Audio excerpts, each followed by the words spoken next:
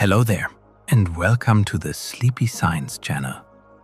If you enjoy calm, carefully explored science that helps you unwind while gently expanding the edges of what you know, please take a moment to like the video and subscribe to the channel. Your support motivates us to continue creating more meaningful videos. And before settling in, dim the lights, get comfortable, and let your mind wander through the calm universe. Tonight, we are stepping into one of the greatest adventures of all, a journey into cosmic mysteries. Above us stretches a universe that is vast beyond intuition, filled with forces we cannot see, energies we barely understand, and questions that have challenged every generation that has looked up at the night sky. We will wander through dark matter and dark energy, through black holes that bend reality, and through the faint afterglow of the beginning itself. We will consider worlds that drift without stars, signals that flash across billions of light years, and puzzles that remain unsolved even now. The cosmos is not only enormous, it is strange, dynamic, and still unfolding. If you enjoy these gentle journeys, I invite you to like, subscribe, or share a thought below. It helps others find their way here too, one sleepy soul at a time. But for now, there is nothing you need to do. Let your breathing slow. Let your shoulders soften, and allow your thoughts to drift outward, as vast and open as space itself. And as your body settles and your mind begins to wander, we will explore these mysteries together. Let's begin. Most of the universe is invisible, and we do not yet understand why. When you look up, your eyes capture only a small fraction of what truly exists. Light is just one kind of messenger, and the cosmos speaks in many others. Radio waves, infrared warmth, ultraviolet radiation, X-rays, and gamma rays. There are also things that do not emit light at all, yet still shape the universe through their gravity. Even the luminous parts can be hidden behind dust or stretched into wavelengths beyond what our eyes can detect. So every telescope becomes a kind of translator, converting unseen signals into images and data. And still, the most curious part is how much remains unseen, even as our tools continue to improve. When astronomers add up everything that should be there, stars and glowing gas are only a small fraction. The rest acts real but stays unseen. We can see only a bubble of the cosmos. The universe may be far larger than what we can observe, or it may even be infinite. Either way, there is a hard limit to what can reach us. Light takes time to travel, and the universe has a finite age. That means there is a horizon, a boundary beyond which signals have not had time to arrive. The boundary is not a wall in space. It is a boundary in time and distance combined. Even stranger, expansion can carry regions away so quickly that their light will never catch up, no matter how long we wait. So the visible universe is like a lighthouse beam in fog. It shows a region around us, bright with information. Beyond it, the cosmos could continue with more galaxies, more voids, and perhaps surprises that we cannot yet imagine. The Big Bang began everywhere at once, not in one place. It is tempting to picture an explosion that happened at a single point, sending matter outward into pre-existing emptiness. The real story is more subtle. The Big Bang describes a time when the entire universe was hot and dense, and then space itself began to expand. Every region was once compressed, and every region took part in the stretching. A helpful image is rising bread with raisins. The raisins move apart not because one raisin is the center, but because the dough between them grows from any raisin. All the others appear to recede. That is why distant galaxies seem to be moving away in all directions. There is no unique starting location you can point to on a map. The beginning was not a place. It was a state of the whole universe, everywhere at once. Dark energy seems to be speeding up cosmic expansion. For a long time, many people assumed the universe should be slowing down. Gravity pulls, so expansion ought to lose momentum like a tossed ball. Then teams studying distant exploding stars found something unsettling. Those supernovas looked dimmer than expected, which suggested the universe had stretched more than it should have. The simplest reading was that expansion is accelerating. It was a discovery that changed cosmology overnight, because it implied a push built into space itself. Some call it dark energy, but the name is a placeholder, not an explanation. It might be a constant energy of empty space, or it might be a new field that changes over time. Either way, it shapes the ultimate fate of everything. Dark matter holds galaxies together, yet it has never been directly detected. Galaxies spin in a way that should tear them apart. If you only count the stars you can see, the outer regions move too fast to stay bound. Something unseen provides extra gravity, like an invisible scaffold holding the whole structure steady. The clue appears again and again in galaxy clusters, in the bending of light called gravitational lensing, and in collisions where hot gas separates from the main mass. Experiments on Earth have tried to trap the particles directly, deep underground, in icy detectors, and in massive tanks of ultra-pure material. So far, there is no confirmed catch. That makes the mystery sharper. We can trace its fingerprints across the sky, yet the substance itself refuses to show its face, even in our most careful traps. The universe has an afterglow you can detect with antennas. Long after the first light of stars, the universe still carries a much older light. It arrives from every direction with nearly the same strength, like a cosmic whisper that never stops. It was found by accident when two engineers tried to remove persistent noise from their radio equipment. The signal did not fade, and it did not come from any one place. It was the cooled-down remnant of the hot early universe, stretched by expansion until it became microwave radiation. Today, it is measured from balloons, ground stations, and spacecraft with extraordinary precision. Tiny temperature variations form a delicate pattern, and that pattern encodes the seats of future galaxies. This afterglow is one of the strongest pieces of evidence that the universe began hot, dense, and changing fast. Time runs differently near intense gravity, and we can measure it. Gravity is not only a pole, it is also a change in how space and time behave. Near a massive object, time passes more slowly compared with time far away.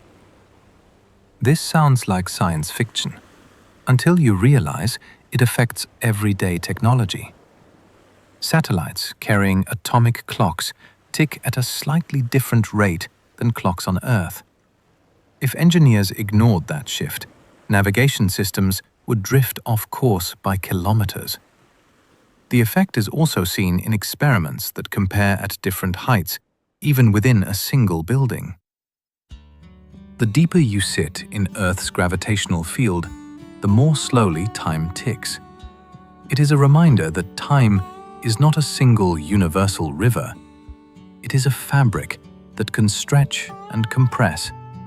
The universe keeps time in many local rhythms, and gravity is one of the conductors. Black holes warp space so strongly that light can orbit.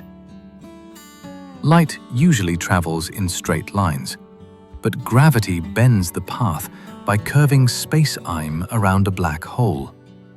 That curvature becomes extreme. There is a region where light can circle the hole not forever in a stable path, but long enough to create dramatic effects.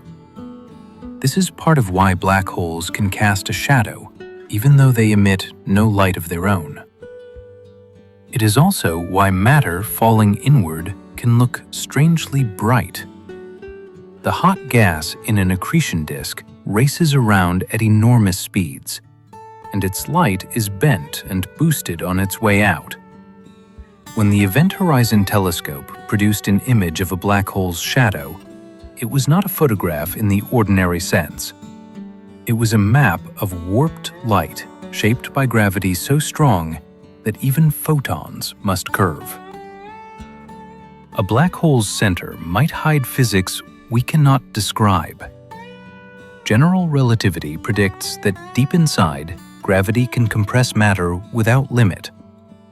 In the mathematics, density becomes infinite, and space and time break down.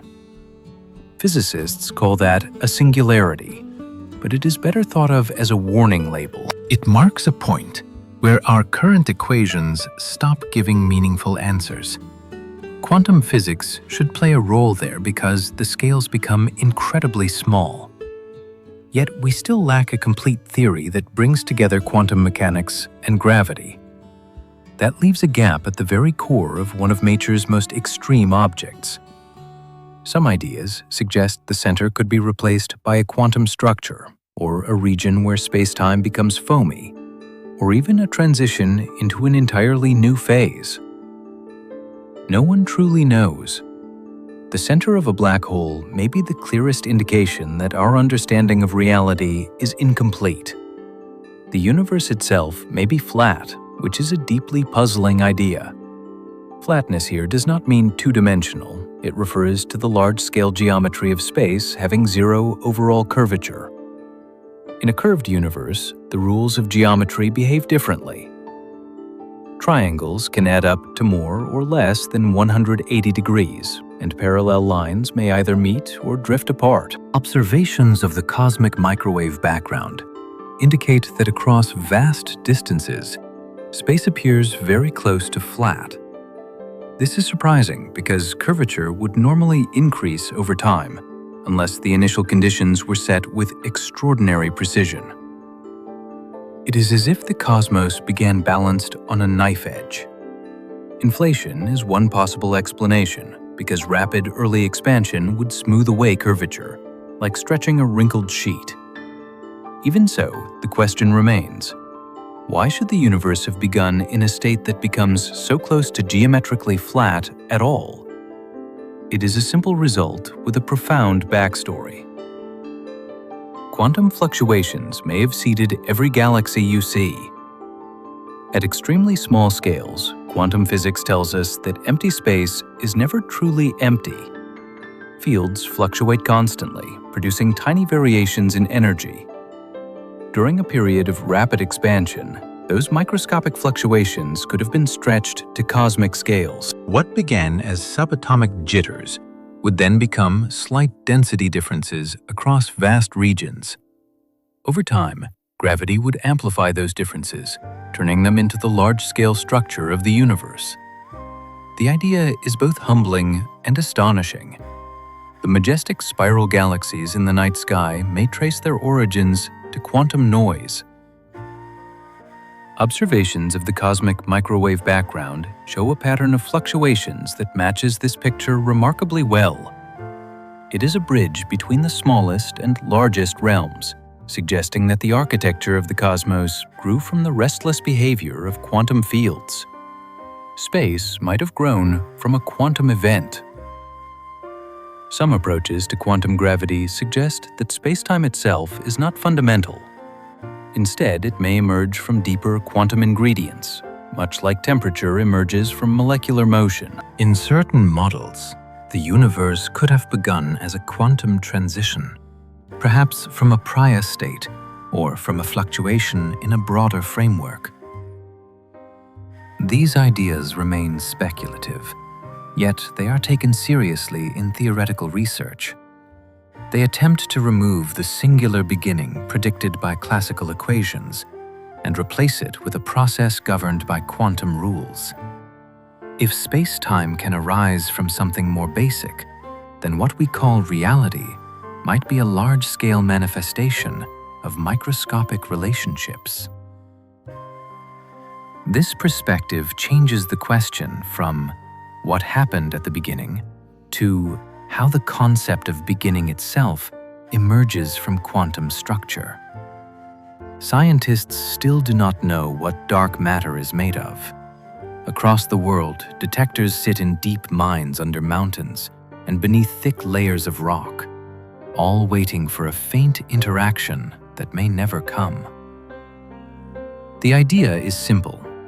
If an unseen particle drifts through Earth, it might occasionally nudge an atom and produce a tiny flash of light or heat. So far, the silence has been profound. Particle accelerators have searched for new candidates, while space telescopes scan for indirect signals that could betray its presence. Each null result narrows the possibilities, yet the mystery remains open. It could be a new kind of weakly interacting particle. It could be something far stranger, woven into space-time itself. The remarkable part is that galaxies depend on it. The cosmos behaves as if this substance is abundant, yet in the laboratory, it remains a ghost. Some theories predict dark matter can annihilate into light. If the unseen particles have antiparticles, then pairs might collide and convert their mass into energy. That energy would emerge as gamma rays or other high-energy signals. Astronomers search places where the invisible mass is thought to be dense, such as the centers of galaxies or small satellite galaxies orbiting the Milky Way. They look for an excess glow that cannot be explained by known sources. There have been hints, debated signals that stir excitement, then caution.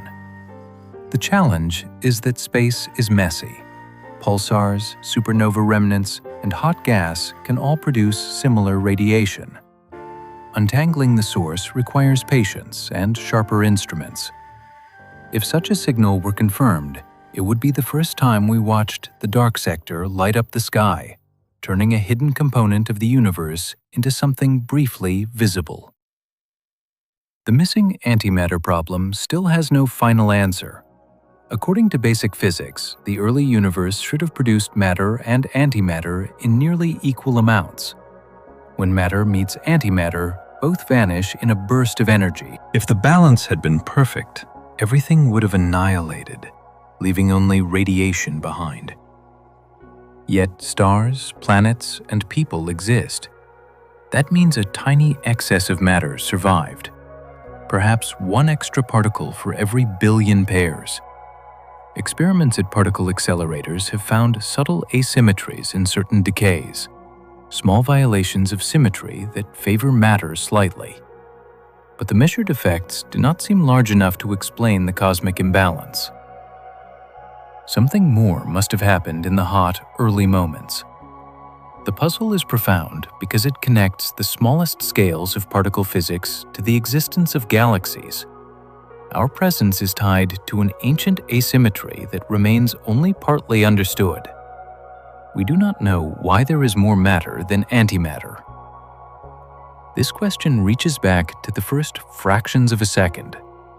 For an imbalance to develop, 3 conditions are required. Certain reactions must violate barrier number. Physical laws must treat matter and antimatter differently. And the universe must pass through stages out of Q-thermal equilibrium. Physicists can describe these requirements clearly. Yet the exact mechanism is still uncertain. Some ideas involve heavy particles that no longer exist, which decayed in a way that favored matter. Others look to processes linked with neutrinos and their unusual properties. Experiments are probing these possibilities with increasing precision, searching for rare events that hint at deeper asymmetries. The reason this matters is simple. Every atom in your body is evidence that long ago, the cosmic scales tipped slightly in one direction. The cause of that tiny tilt remains one of the great open stories. The cosmic microwave background contains tiny birth arcs of galaxies. When the early universe cooled enough for electrons and protons to combine, light was finally free to travel. That light carries a record of conditions at that moment. It is astonishingly uniform, yet not perfectly smooth. There are minuscule temperature variations, differences of only a few parts in 100,000. Those faint ripples represent regions that were slightly denser or slightly thinner than average. Over billions of years, gravity amplified those initial differences. Dense regions drew in more matter and eventually formed galaxies and clusters. The pattern in the sky today is like a baby picture of cosmic structure. By mapping it with exquisite detail, scientists can test models of the early universe and measure key properties such as its composition and geometry. From subtle variations in ancient light, we reconstruct the blueprint of everything that followed. One cold patch in the cosmic background remains unexplained. Among the otherwise even pattern of ancient radiation, there is a region that appears slightly cooler than expected. It spans a surprisingly large area of the sky, and its origin is debated. One idea suggests that light passing through a vast cosmic void could lose a bit of energy, creating a colder imprint. Another possibility is that it is simply a statistical fluke, an unlikely but not impossible variation in a random field. More speculative suggestions involve exotic physics in the early universe. Careful measurements have confirmed that the feature is real, yet its interpretation remains open. What makes it fascinating is that it sits within our most precise cosmological data set. Even in a map measured to extraordinary accuracy, there are still anomalies that resist tidy explanations, reminding us that precision does not eliminate our mystery.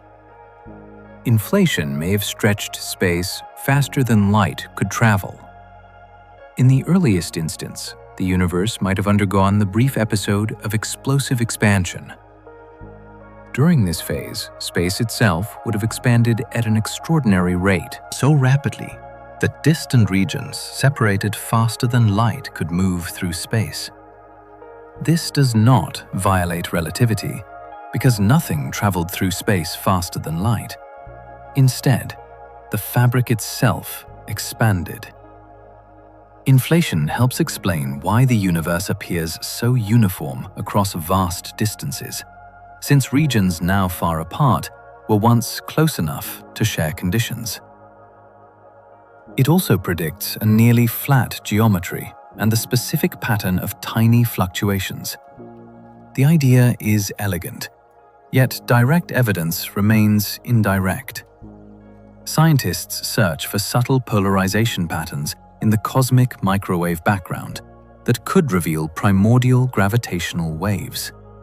A confirmed signal would offer a glimpse into a moment unimaginably early in cosmic history. No one knows what triggered inflation or how it ended. Even if rapid expansion occurred, the mechanism behind it is uncertain. Many models propose a hypothetical field with a high-energy state that drove the expansion. As the field evolved, its energy would have been released, reheating the universe and filling it with particles. The details vary widely from model to model. Some predict distinctive signatures in the distribution of cosmic structures. Others suggest rare relic particles might still linger. What remains unclear is why inflation began in the first place and why it stopped when it did. These questions push into territory where quantum physics and gravity intertwine. Without a complete theory of quantum gravity, we are exploring with partial maps. Inflation may be the best framework we have for early expansion. Yet its engine is still hidden behind a veil of theoretical possibilities. The Hubble constant has two measurements that stubbornly disagree. One method uses the nearby universe like a set of stepping stones. First, you measure distances to certain pulsating stars. Then you use those to calibrate brighter objects like supernovas. Then you extend outward. Another method looks at the oldest light in the universe and uses a physical model to infer how fast expansion should be today. Both approaches are careful. Both have improved, and yet they land on noticeably different answers. That discrepancy is known as the Hubble tension, and it matters because it may point to something missing in our understanding of the universe. Perhaps the early universe behaved differently than we assume. Perhaps there is an unknown particle, a new interaction, or even a subtle bias still hidden within the data. Either way, this disagreement is not just an inconvenience. It is an opening. The first stars were likely massive and short-lived. Before stars formed, the universe consisted mostly of hydrogen and helium, with almost none of the heavier elements that help gas cool and break apart. In that simpler environment, gas clouds may have collapsed into fewer fragments, suggesting that the earliest stars were extremely large. They would have burned through their fuel rapidly, shining with intense brightness before dying quickly on cosmic timescales. Their ultraviolet radiation would have reshaped their surroundings, carving out bubbles in the darkness, and their deaths would have spread the first heavy elements into space. That enrichment would go on to influence everything that formed afterward, from later generations of stars to the earliest building blocks of rocky planets. We do not have a photograph of one of these pioneers. Still, their fingerprints may be written into the composition of ancient gas and the chemistry of the oldest surviving stars. The first starlight may have been brief, but it rewrote the universe. We have never directly observed a true first-generation star. Astronomers call them Population 3, stars made from pristine material that had never been touched by a previous stellar life. Finding worm is hard for two reasons. First, they would have lived fast and died young, so most should be gone. Second, they would have formed at enormous distances and at very early times, so any surviving light is faint and stretched.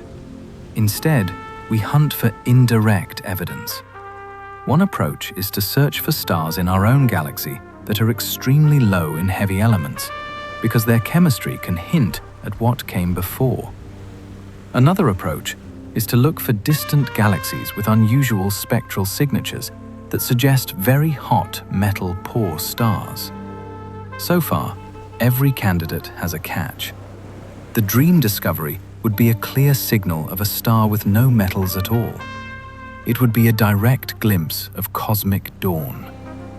The earliest galaxies formed surprisingly fast, and Webb keeps finding more. In the usual picture, the first galaxies should be small and gradual, built up over time from simpler clumps.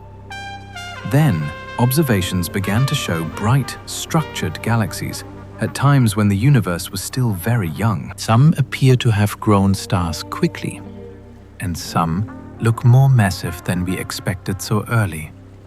These discoveries do not automatically overturn the story, but they do apply pressure. If galaxies assembled rapidly, then gas must have cooled efficiently. Stars must have formed quickly, and black holes might have started feeding early as well. It also forces a closer look at how we interpret distant light, since estimating distance depends on subtle features in a spectrum. Either way, it is thrilling. Every new deep field is like opening a fresh chapter in a book we thought we already knew.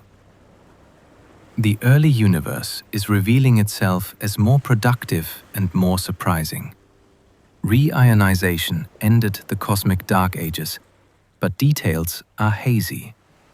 After the universe cooled and atoms formed, space became filled with neutral hydrogen that absorbed energetic light.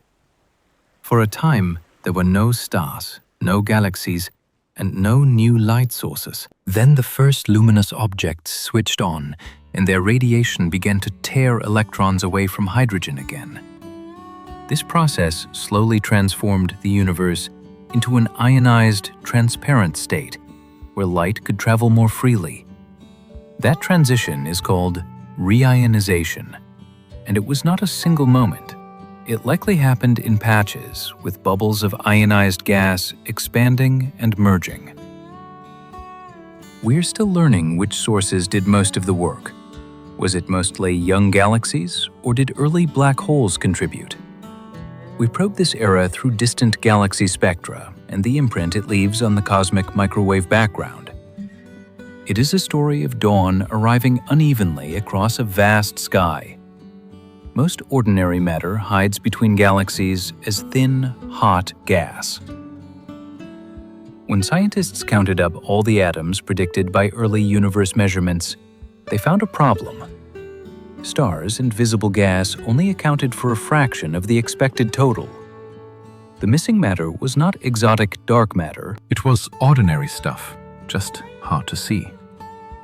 A leading idea is that many of these atoms live in a warm, hot, intergalactic medium, a faint web of gas heated by shocks as galaxies and clusters formed.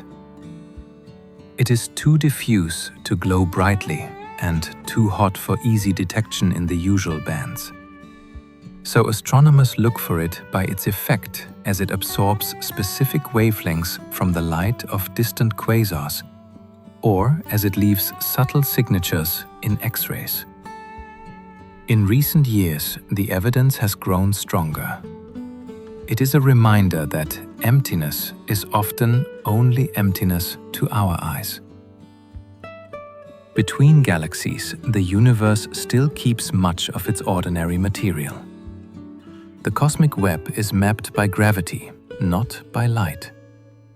On the largest scales, matter arranges itself into a vast network of filaments and nodes, with immense voids in between. Some of this structure shines since galaxies cluster along the filaments. Much of it does not, because the scaffolding includes dark matter and thin gas. To map it, astronomers often rely on gravity's imprint. One of the most powerful techniques is weak gravitational lensing, where the shapes of many distant galaxies are minutely distorted by foreground mass. No single galaxy shape tells you much, but millions together reveal the invisible distribution. Another approach uses how galaxies move within these structures, since their speeds respond to the total mass present. The result is a kind of cosmic graphy, where gravity becomes the ink. It is astonishing that we can draw maps of what we cannot see simply by watching how light is bent and how galaxies drift. The web is a structure you feel more than one you view. Galaxy clusters reveal mass we cannot see through lensing. A galaxy cluster is a city of galaxies bound together by gravity on the grandest scales. When a cluster sits between us and more distant galaxies, its mass acts like a lens. Light from the background is stretched into arcs, smeared into elongated shapes, and sometimes split into multiple images of the same object. By measuring these distortions, astronomers can reconstruct where the mass must be, including mass that emits no light. This is not guesswork or artistic inference. It is geometry, built from the way paths curve through spacetime. Lensing has also revealed surprising separations between different components in some cluster collisions, where hot gas is slowed by impact, while most mass, pine, continues onward. These systems behave like natural laboratories for testing what unseen matter is and how it moves. A cluster can look like a quiet group of galaxies, yet its gravity draws a hidden map across the sky. Some galaxies seem to have too little dark matter. Most galaxies appear to sit inside large halos of unseen mass, which helps explain how they stay together and how they rotate.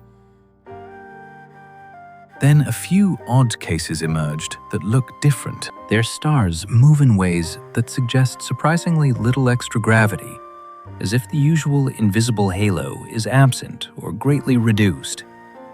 If these measurements hold up, they raise fascinating questions.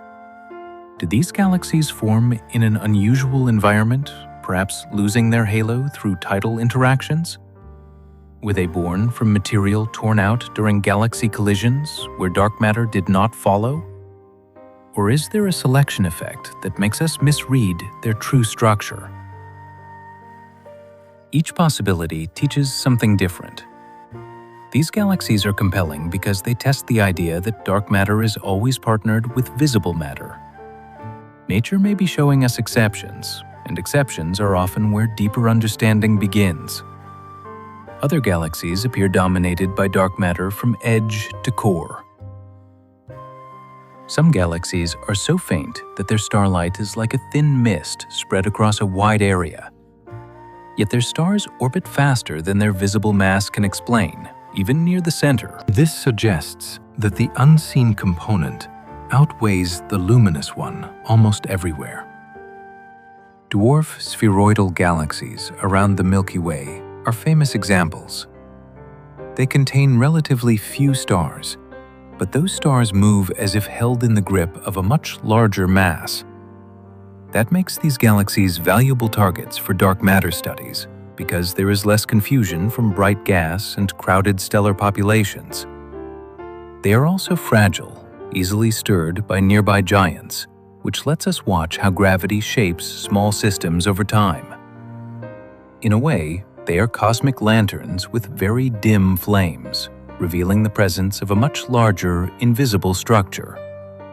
They remind us that brightness is not a reliable guide to what is truly there. Black holes might evaporate through Hawking radiation, but nobody has seen it. In the 1970s, Stephen Hawking realized that black holes are not perfectly black when quantum physics is added to gravity. Empty space near the edge is restless. Particle pairs can momentarily appear, and in rare cases, one escapes while the other falls inward. To an outside observer, it looks as if the black hole is slowly leaking energy. That leakage would be unimaginably faint for large black holes far colder than the natural microwave glow of the universe. So direct detection is out of reach with current technology. Still, the idea has consequences. It links heat, entropy, and gravity in one eerie package. And it suggests that even the darkest objects have a kind of temperature. Researchers also build laboratory analogues using fluids or optical systems that mimic horizons to test related physics in controlled settings. The information paradox asks whether black holes destroy history. Imagine tossing a diary into a black hole. The details of every page, every ink stroke, and every fingerprint seem to vanish behind the horizon. If the black hole later evaporates into featureless radiation, where did the diary information go?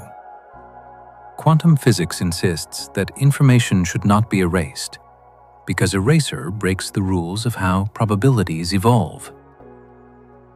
General relativity, in its simplest reading, seems to allow it. That collision of principles is the paradox, and it has driven decades of creative thinking.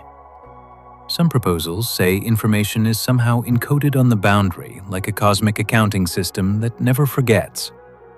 Others suggest it escapes in subtle correlations within the outgoing radiation. There are also ideas involving new physics near horizons that we do not yet understand. This is not a niche puzzle. It reaches into what reality permits and what it forbids. Event horizons are real boundaries, yet they remain unseeable surfaces. An event horizon is not a wall you could bump into. It is a point of no return, defined by the paths that light can take. Outside, a flash can still climb away. Inside, every future path points inward. That makes the boundary strangely absolute, yet impossible to touch in a simple sense. To a distant observer, infilling matter appears to slow and fade as its light is stretched to longer wavelengths, and its signals arrive more and more delayed to the falling object. Nothing special may happen at the boundary, depending on the black hole's size. This split perspective is part of what makes horizons so unsettling. They are defined by the structure of space-time itself, not by material substance. We infer them through motion, timing, and gravity, rather than by seeing a surface. Supermassive black holes grew early, faster than models expected. Some quasars shine from a time when the universe was still young, and their brightness implies black holes with masses of billions of suns. The mystery is how they got so big so quickly. Growing a black hole by feeding it gas has a natural speed limit because bright radiation can push incoming matter away. That makes the early giants feel like a race that should be hard to win. One possibility is that the first seeds were already large, formed when huge gas clouds collapsed directly instead of forming normal stars first. Another is that black holes merged frequently in crowded early galaxies, building mass through repeated collisions. There is also the option of brief periods of chaotic feeding, where the usual limits are temporarily exceeded. Each explanation carries different predictions, so every new distant quasar becomes a clue. These objects are not just impressive, they are time capsules for cosmic growth. A black hole can spin so fast it drags space-time. Rotation does not only affect the black hole, it affects space and time around it. In a spinning black hole's neighborhood, space-time is pulled into a whirl, a phenomenon called frame dragging. This creates an ergosphere, where motion becomes compulsory. You can still escape, but you cannot remain still relative to distant stars. The surprising consequence is that energy can, in principle, be drawn from the spin-like tapping into a rotating flywheel. This idea appears in models of powerful jets that erupt from galactic centers, where magnetic fields and the rotation of space-time may work together to launch material outward at nearly the speed of light. Spin also leaves clear signatures in the motion of hot gas near the black hole, influencing how matter orbits and how radiation changes over time. Across the universe, rotation is common, but in black holes, it becomes a force that shapes space-time itself. When two black holes come together, they can ring like a struck bell. As they spiral inward, the final moment is anything but quiet. It becomes a violent reshaping of space-time. After the collision, the newly formed black hole is distorted, and it settles by vibrating in specific patterns, like a bell that can only ring at certain tones. These tones are not sound in air, but gravitational waves, ripples that carry energy away, allowing the object to relax into a stable form.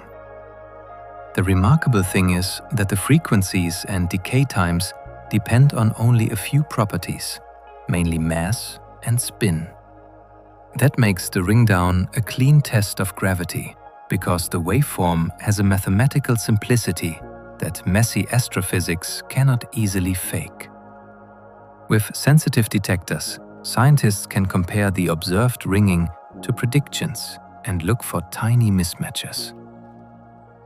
Each merger is both a spectacle and a precise experiment performed by nature. Gravitational waves let us hear events no telescope can see. Light can be blocked, scattered, or simply never produced. Gravitational waves bypass those limitations because they are vibrations of space-time itself. They pass through dust clouds, through stars, and through entire galaxies with barely a change. Detectors on Earth measure them by tracking minuscule shifts in the lengths of long tunnels, changes smaller than an atomic nucleus caused by a wave washing through. When the first signal was confirmed, it opened a new kind of astronomy. Instead of collecting photons, we listen for the rhythm of orbiting masses, the sudden crash of compact objects, and the long, rising chirp that marks a fine spiral. These waves also carry distances in a direct way, since the signal's strength relates to how far it is traveled. With enough detections, the universe becomes a concert hall of hidden catastrophes, and we finally have ears to hear it. Some gravitational wave signals may come from neutron star mergers. Unlike black holes, neutron stars have surfaces, magnetic fields, and layered interiors. When two of them spiral together, the gravitational wave pattern can include extra details because the stars deform under each other's tidal pull. That deformation leaves a subtle imprint on the waveform, offering clues about how stiff or squishy the ultra-dense matter is. Sometimes the merger can also produce light, which turns a gravitational wave detection into a multi-messenger event. In the famous 2017 case, observatories caught both a gravitational signal and a burst of light across many wavelengths, allowing an exquisite cross-check of timing and location. These events are also powerful tools for measuring cosmic expansion, because the gravitational wave provides an independent distance, while the host galaxy can provide a redshift. Each neutron star merger is like a coded message from matter pushed to its absolute limits. Neutron star interiors may contain exotic quark matter. A neutron star packs more mass than the Sun into a sphere about the size of a city. Under that pressure, atoms cannot keep their usual structure. Electrons are crushed into protons, forming neutrons. Yet even neutrons may not remain intact deep inside. Some theories suggest a core where quarks roam more freely, forming an exotic state of matter unlike anything stable on Earth. Other possibilities include superfluid neutrons, superconducting protons, or strange matter with unfamiliar particles. We cannot drill into a neutron star, so we infer its interior by indirect clues. The maximum mass a neutron star can have before collapsing, the way it cools over time, and the subtle tidal signatures in merger waveforms all help narrow the dumper options. Every constraint is precious because it tells us how nature behaves at densities far beyond any laboratory. A neutron star may be a living museum of extreme physics. Magnetars unleash giant flares powered by extreme magnetic fields. Some neutron stars are born with magnetic fields so intense that they make ordinary pulsars look tame. These are magnetars, and their magnetism can store vast energy in the star's crust and surrounding space. When that stressed crust fractures, or when magnetic field lines snap and reconnect, the star can release a sudden flare. For a brief moment, the outburst can outshine everything else in its galaxy at certain energies. A few historic flares have even left detectable fingerprints in Earth's upper atmosphere, despite occurring tens of thousands of light-years away. The initial flash can be followed by a fading tail that pulses as the star rotates, like a lighthouse after a thunderclap. Magnetars also produce shorter bursts and persistent X-ray emission, making them a rich, unpredictable class of cosmic object. They are reminders that magnetism, when extreme, becomes a cosmic power source. Pulsars keep time so well, they rival atomic clocks. A pulsar is a neutron star that spins with extraordinary steadiness, sweeping a beam across space like a cosmic lighthouse. Each sweep can arrive at Earth with such regularity that astronomers treat it like a natural clock, Some pulsars rotate hundreds of times per second, and their pulses can be predicted far into the future. When the timing shifts by even a tiny amount, it becomes a clue. The star might have glitched, which is a sudden change in spin linked to its crust and interior. Or the pulses might be delayed by gas between stars. There is an even more exciting possibility. A passing gravitational wave would subtly stretch space-time, changing arrival times across a network of pulsars. That is why scientists build pulsar timing arrays. They turn the galaxy into a detector using ancient spinning stars as precision instruments. Fast radio bursts flash for milliseconds, and their causes vary. Fast radio bursts are brief pulses of radio energy that appear blaze and vanish in less than a blink. For a long time, they were mysterious single hits, which made them hard to study. Now we can catch more of them, and we can sometimes pinpoint their host galaxies. They come from far beyond the Milky Way, which means they release an enormous amount of energy in a very short time, at least in radio waves. Some appear in calm galaxies. Others come from regions with active star formation. That variety hints that there may be more than one engine. Magnetars are strong candidates for at least some bursts, since they can produce sudden magnetic upheavals. Yet, the details are still unfolding, and new kinds of bursts keep appearing. Each detection is like a postcard from a distant catastrophe, delivered in a single, sharp note. Some fast radio bursts repeat, which rules out many explanations.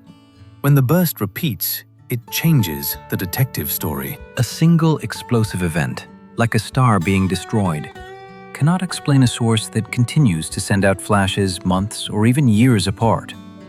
Repeaters suggest engines that survive their eruptions, such as highly magnetized neutron stars or compact objects interacting with their surroundings. Some repeaters display intricate behavior. They can erupt in bursts of activity, then fall silent for long periods. A few even show repeating cycles of active and quiet phases, hinting at the presence of an orbital companion or a precessing beam. Repetition also allows astronomers to pinpoint the source more accurately, since they can wait for additional flashes and observe them with multiple instruments. Once the host galaxy is identified, the surrounding environment becomes another clue, whether it includes star-forming regions or dense clouds of gas. Repeaters transform a sudden cosmic mystery into an ongoing investigation. Gamma-ray bursts, on the other hand, can outshine entire galaxies, yet last only minutes.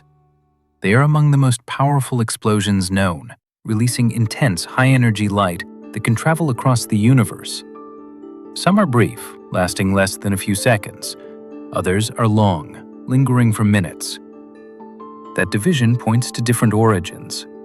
Short bursts are linked to merges of compact objects, while long bursts are tied to the collapse of massive stars into black holes.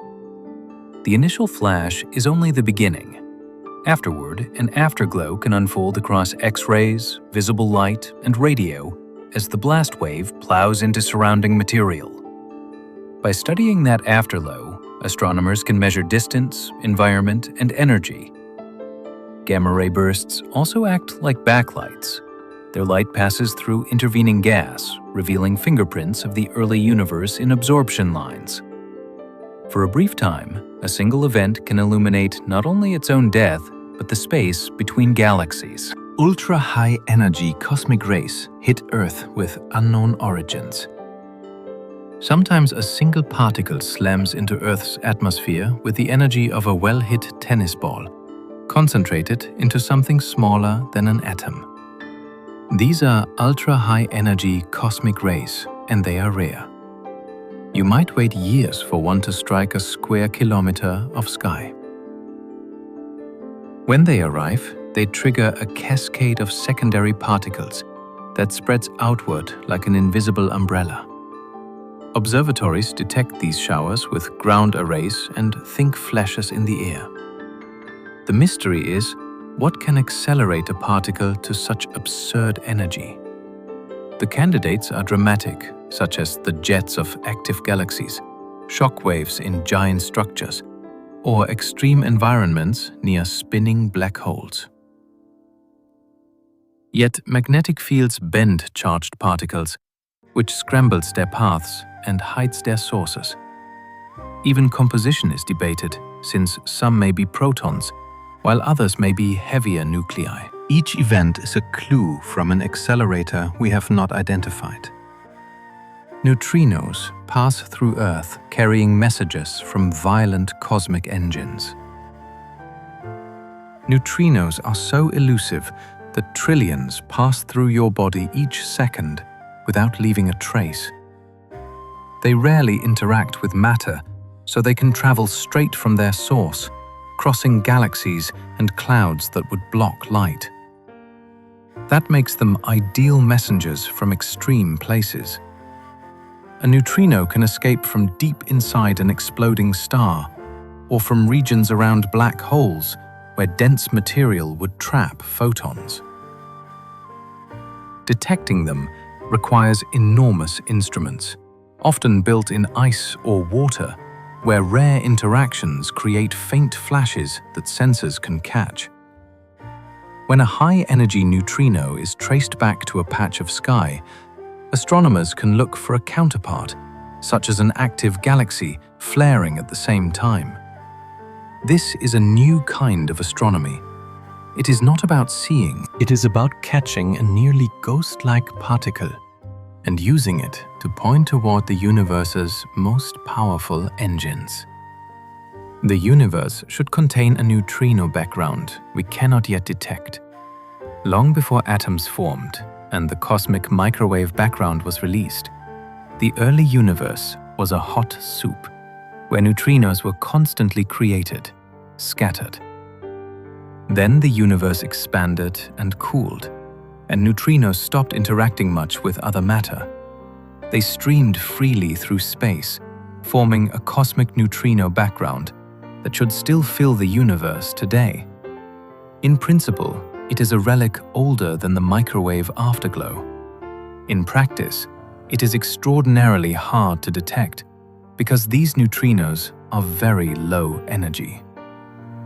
They drift through everything almost without notice, yet their existence is supported indirectly, since neutrinos influence how the early universe expands and how structure grows. Scientists dream of future experiments that could detect the background through subtle effects on radioactive decay or through delicate interactions in advanced detectors.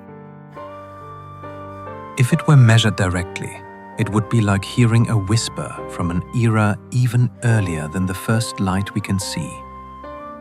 We still do not know the absolute masses of neutrinos. Neutrinos have mass, but they are so light that measuring their true weights is a major challenge. We know they change type as they travel, a phenomenon called oscillation, and that behavior reveals differences between their masses. It does not reveal the full scale.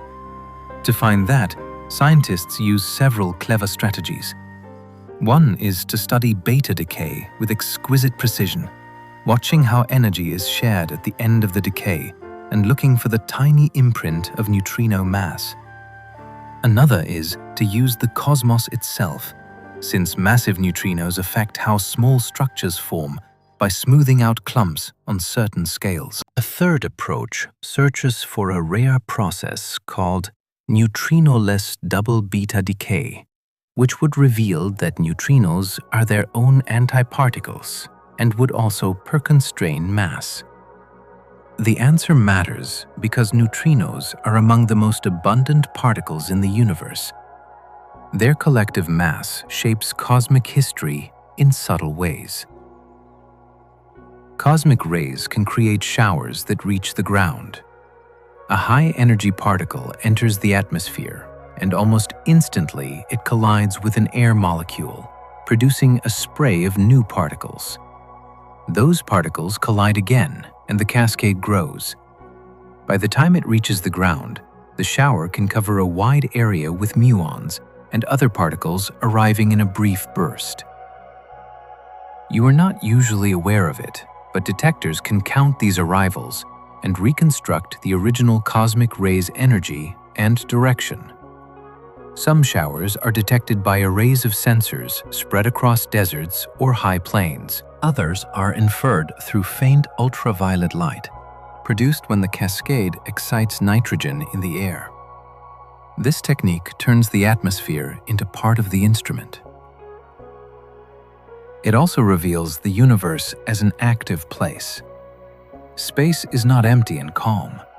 It is filled with particles in motion, many launched by violent astrophysical processes and delivered to Earth as a constant, invisible rain. Space is filled with plasma, and its behavior is still tricky. Plasma is a state of matter where atoms are stripped into charged particles, and it dominates the visible universe. Stars are plasma. The solar wind is plasma. Many nebula in the space between stars contain plasma too. Because the particles are charged, electric and magnetic fields can steer them, twist them, and store energy within them. That leads to behaviors that are unfamiliar. If you only think in terms of ordinary gases, plasmas can form filaments, double layers, and sudden eruptions when magnetic fields reconnect. They can also generate waves that move energy over great distances. Understanding plasma is not only an academic pursuit.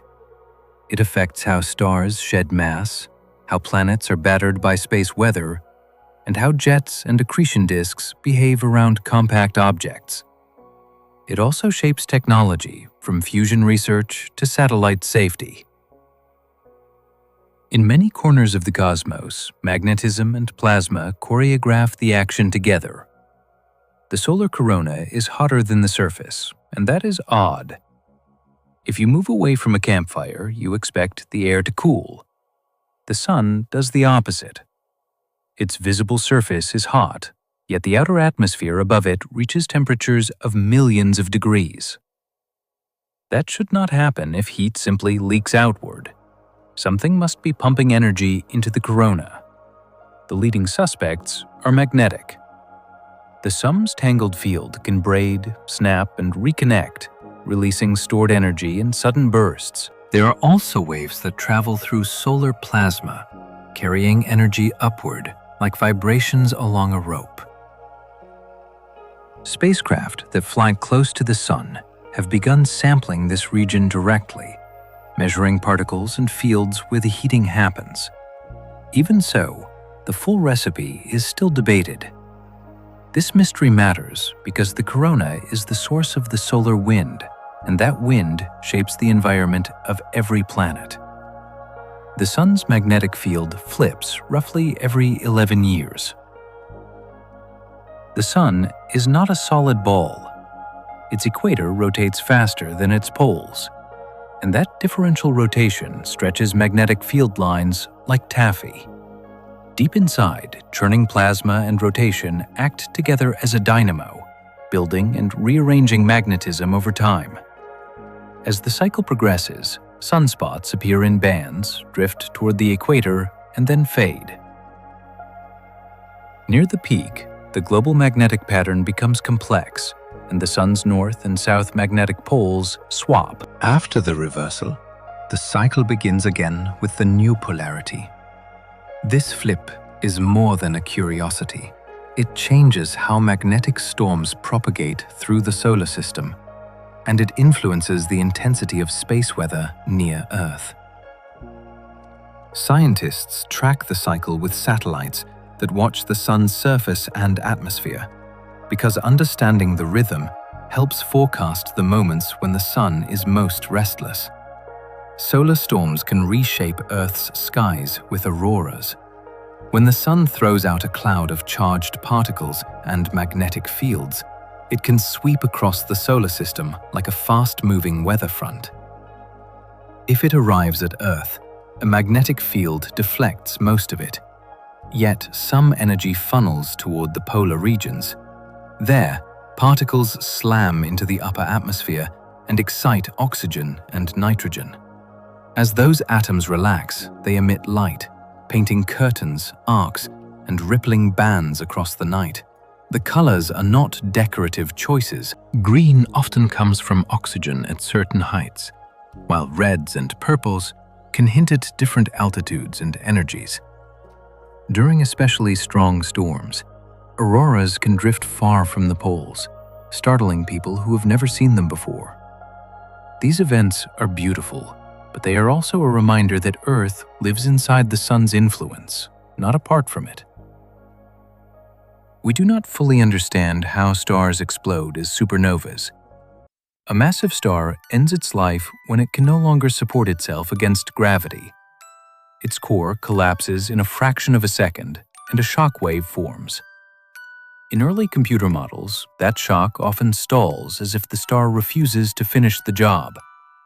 Yet in the real universe, many stars do explode, and the blast can shine brighter than an entire galaxy for a short time. The missing ingredient appears to involve neutrinos, turbulence, and complex flows within the collapsing star. Neutrinos carry away immense amounts of energy, and some of that energy may help restart the stalled shock. Rotation and magnetic fields can also influence the explosion, sometimes producing jets. These details are crucial because the explosion determines which elements are dispersed into space and what kind of remnant is left behind. A supernova is both an ending and a kind of cosmic construction process, and its inner mechanism is still not fully understood. Some stars collapse directly into black holes with little warning. Not every massive star ends with a brilliant explosion.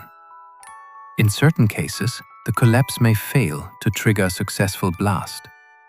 The star can simply fall inward, forming a black hole, while its outer layers follow. From a distance, the star may simply fade and disappear, as if a light has been quietly turned off. Astronomers have attempted to observe these events by monitoring nearby galaxies for massive stars that vanish without a visible supernova. These searches are challenging, requiring years of observation and extremely clear imaging. Still, the idea fits a tantalizing clue. We see fewer supernovas than expected from the number of massive stars that should die. Direct collapse could help close that gap. It would also explain how some black holes are born heavy without shedding much mass in an explosion. Sometimes the universe may choose silence over fireworks. A supernova makes heavy elements, including much of the gold on Earth. A massive star spends its life forging elements in layers, turning hydrogen into helium, then building up to carbon, oxygen, silicon, and eventually iron. Iron is a dead end for ordinary fusion, so when collapse comes, the star's internal chemistry is already rich. In the violence of the explosion, intense heat and floods of particles can create new isotopes and push atoms into heavier forms. The blast then sprays those elements into space, seeding future clouds that become stars and planets. Some of the heaviest elements, including a portion of Earth's gold, likely require especially neutron-rich conditions that may occur in certain supernova environments. The exact contributions are still debated, yet the larger truth is solid. The calcium in your bones and the iron in your blood were made in stellar interiors, then delivered across space by ancient explosions. A supernova is a cosmic delivery system, scattering the ingredients for future worlds. Neutron star mergers also forge heavy elements, but proportions are debated. When two neutron stars collide, they fling out extremely dense matter that rapidly decompresses. In that moment, atomic nuclei can capture neutrons faster than they can decay, building very heavy elements in a chain reaction called the rapid process. The radioactive debris glows as it decays, Producing a kilonova, which can shine in optical and infrared light for days. That glow carries fingerprints of freshly made elements, and it provides some of the clearest evidence that mergers are major factories for the heaviest nuclei. The open question is how much of the cosmic inventory they supply. Mergers are rare compared with supernovas, yet they produce a lot per event. Their rate may also have changed over cosmic time. Some chemical patterns in old stars suggest multiple sources. So, the debate continues, and it is a thrilling one. It asks which catastrophes paid the bill for the rarest metals in the universe. White dwarfs can steal matter until they detonate as standard candles. A white dwarf is the dense core left behind when a sun-like star finishes its life. In a close binary, it can pull gas from a companion star. As that stolen material piles up, pressure and temperature rise on the dwarf's surface. Under the wrong conditions, the buildup can ignite in a runaway thermonuclear blaze. The star is not merely burning fuel, it is unbinding itself. The result is a Type 1a supernova, an explosion bright enough to be seen across huge distances. Because many of these events reach similar peak brightness, astronomers use them to measure the scale of the expanding universe. That use is powerful, yet it depends on understanding the details of how the explosion starts. Does the white dwarf reach a critical mass, or can it detate earlier through surface ignition and shock? Different paths can produce slightly different brightness. This is why these explosions are both tools and puzzles, lighting up the sky and testing our assumptions at once. Some standard supernovas show surprising diversity that complicates distances. Type 1 supernovas became famous because they appeared to behave like reliable beacons. Over time, deeper surveys revealed that they are not perfectly identical. Their brightness and color can vary with the properties of their host galaxies, their local environments, and the exact way the explosion begins. Dust can also reen and dim the light, and dust behaves differently from place to place. Astronomers handle this by using careful calibrations, comparing light curve shapes, colors, and spectra to standardize each event. The method works well, yet the remaining scatter matters because these supernovas underpin some of our most important measurements, including the rate of cosmic bar expansion. Diversity is not a failure, it is information. Each variation is a clue about the progenitor system, the ignition mechanism, and the physics of nuclear burning under extreme conditions. The better we understand the diversity, the more trustworthy the cosmic yardstick becomes. The heaviest elements require rare events we are still counting. Elements like uranium and thorium are not produced in ordinary stellar fusion. They demand environments with huge neutron supplies and violent energy where nuclei can grow quickly and then settle through radioactive decay. We know some candidate sites, yet we are still tallying their contributions. Neutron star mergers are one strong source, but their frequency over the history of the universe is uncertain. Certain unusual stellar explosions may also contribute, including events driven by rapid rotation and strong magnetic fields, which can create neutron-Rai outflows. The evidence is written in the chemistry of very old stars. Some contain unexpectedly high amounts of rapid process elements, while others contain almost none. That patching suggests that the enrichment happened in rare, localized bursts. Each time we measure stellar abundances in the Milky Way's oldest populations, we are reading a forensic record of ancient catastrophes.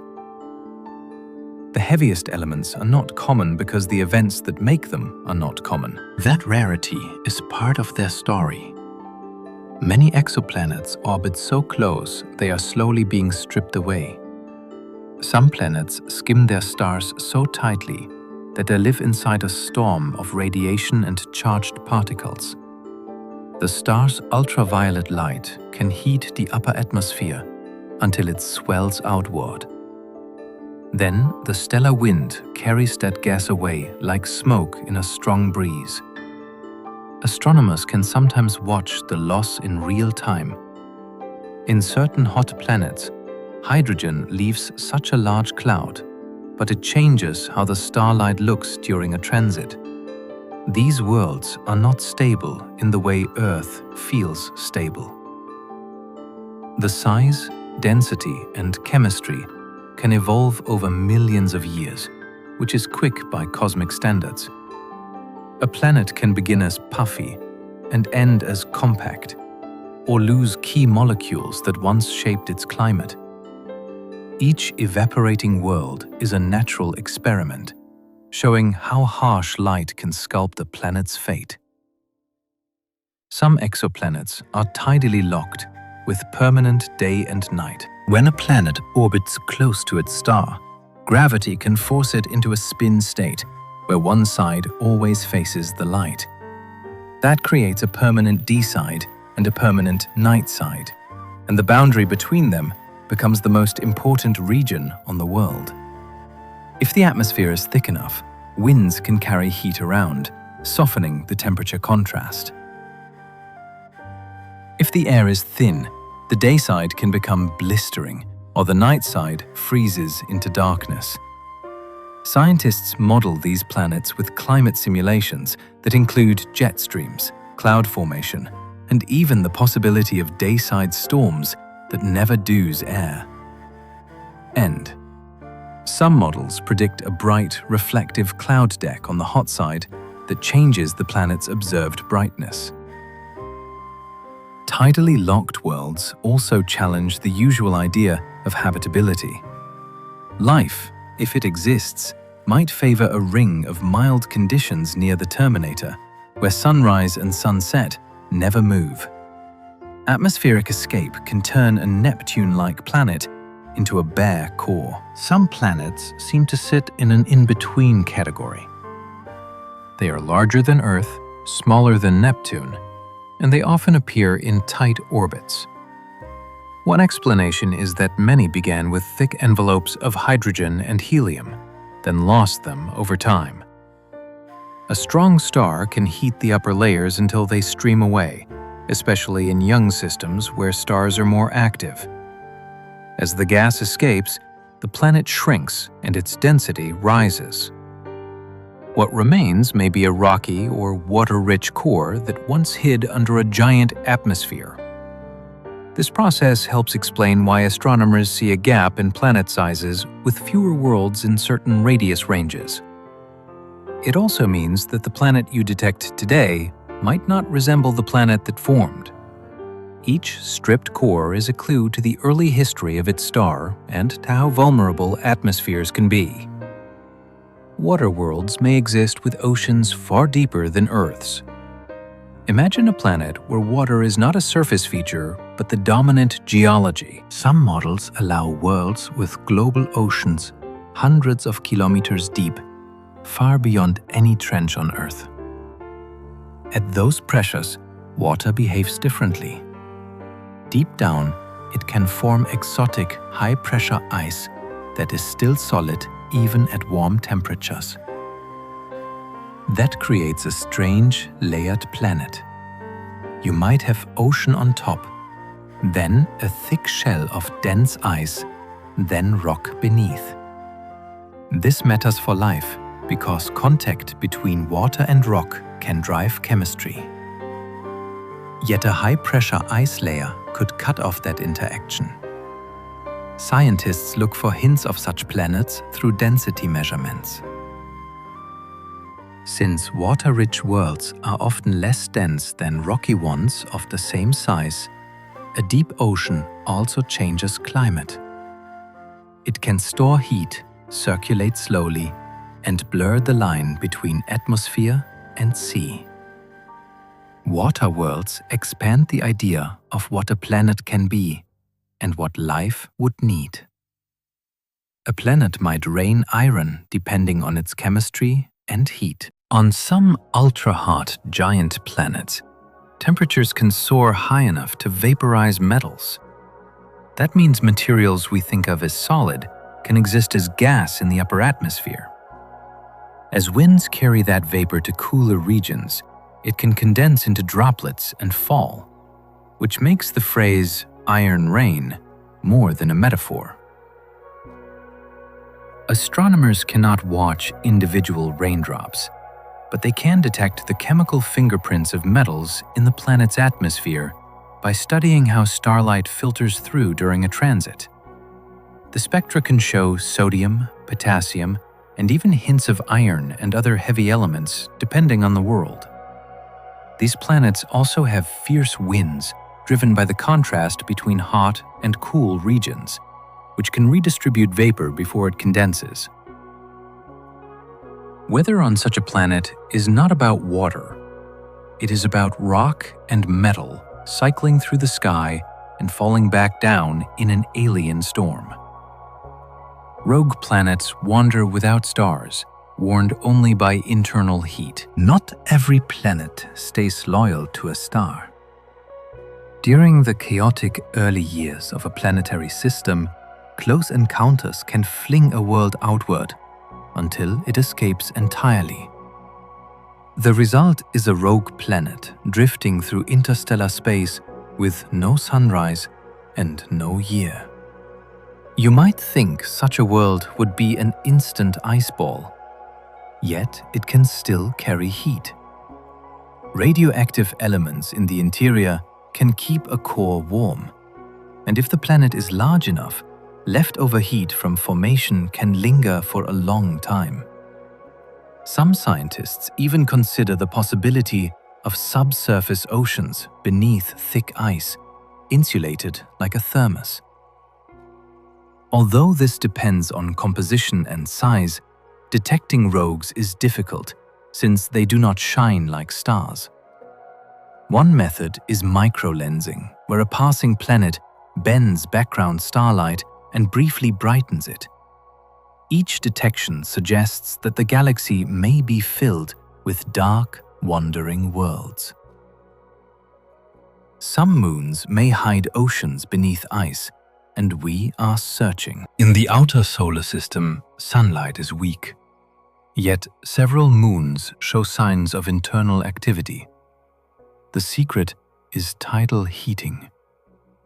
As a moon orbits a giant planet, gravity flexes it over and over, kneading the interior and generating heat. That heat can maintain a liquid ocean beneath an icy shell. This idea changes what it means to be a potentially habitable place. You do not need to orbit in a narrow band around a star if you have energy from tides and chemistry from rock and water. Scientists look for indirect clues. A magnetometer can detect a conductive salty ocean by how it responds to changing magnetic fields. Surface cracks and chaotic terrain can hint at motion below. Plumes, if present, can deliver subsurface material into space. Each of these signs is a piece of a larger puzzle. Hidden oceans are not science fiction anymore. They are targets. Europa's surface fractures hint at an active ocean below. Europa looks like a bright ice world, edged with long lines that crisscross its surface. Those lines are more than decoration.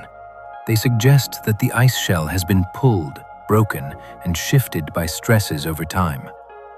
Some regions appear jumbled, as if blocks of ice have rotated and refrozen in place. That kind of terrain is hard to explain without something mobile beneath, such as liquid water or slushy ice.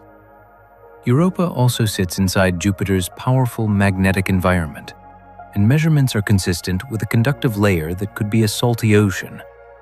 If an ocean exists, it may contact a rocky seafloor, which raises exciting possibilities for chemistry. The challenge is access. The ocean is hidden beneath ice that could be kilometers thick. Still, the surface is speaking in patterns. Every fracture is a record of forces at work and a clue to a sea that might be moving in darkness. Enceladus sprays plumes that reveal ocean chemistry directly. Enceladus is small, yet it behaves like a world with plumbing. Near its south pole, jets of icy particles and vapor shoot into space from long cracks in the ice. Those plumes form a broad cloud that feeds Saturn's E-ring, and they offer a rare gift. They bring subsurface material to an altitude where a spacecraft can sample it. Measurements have detected water vapor, salts, and organic molecules in the poo material, which strongly supports the presence of a liquid ocean beneath the ice. There is also evidence for tiny silica grains which can form when hot water interacts with rock, suggesting hydrothermal activity on the seafloor. That combination, water, rock, and energy, is the trio that makes astrobiologists pay attention. Enceladus turns an inaccessible ocean into something you can taste with instruments, and it makes the search for life feel less distant. Titan has lakes of methane shaping shores like Earth's. Titan is wrapped in a thick orange haze, and beneath it lies a landscape that feels strangely familiar. There are dunes, channels, and smooth basins that hold liquid. The twist is that the liquid is not water. It is methane and ethane, stable at Titan's frigid temperatures. Titan even has a kind of weather cycle. Methane can evaporate, form clouds, and fall as rain, carving river-like features that drain into polar seas. Radar mapping has revealed shorelines and lake surfaces that reflect signals like calm water does on Earth. This makes Titan a natural laboratory for understanding how landscapes evolve when the working fluid is different. It also becomes a playground for chemistry. Sunlight and energetic particles can break apart methane in the upper atmosphere, forming complex organic molecules that slowly settle onto the surface. Titan shows that familiar processes, erosion, rainfall, and shoreline formation, can occur within completely unfamiliar chemistry. Mars sometimes releases trace amounts of methane, and the source remains uncertain. Orbiters and rovers have detected small, occasionally short-lived hints of methane in the Martian atmosphere. On Earth, methane is often linked to biological or geological activity, so even tiny amounts on Mars attract significant attention. The challenge is that the signal can appear and disappear. And different instruments do not always agree on when it is present or how much there is. If the methane is real, it might originate from chemical reactions in rocks beneath the surface, where water interacts with certain minerals to produce gas. It could also come from ancient reserves, trapped in ice or porous rock, and then released as temperatures shift with the seasons. A more exotic possibility is active microbes, although no evidence confirms that. There is also a hard puzzle on the other side. Sunlight and chemistry should break methane down, so something must replenish it if it persists at all. Each detection is like a whisper from below the surface, inviting us to keep listening. Venus may have unknown chemistry high in its clouds. Venus is often called Earth's twin, yet its atmosphere is a crushing furnace at the surface. High above that inferno, the clouds form a different realm with temperatures and pressures that are far less extreme.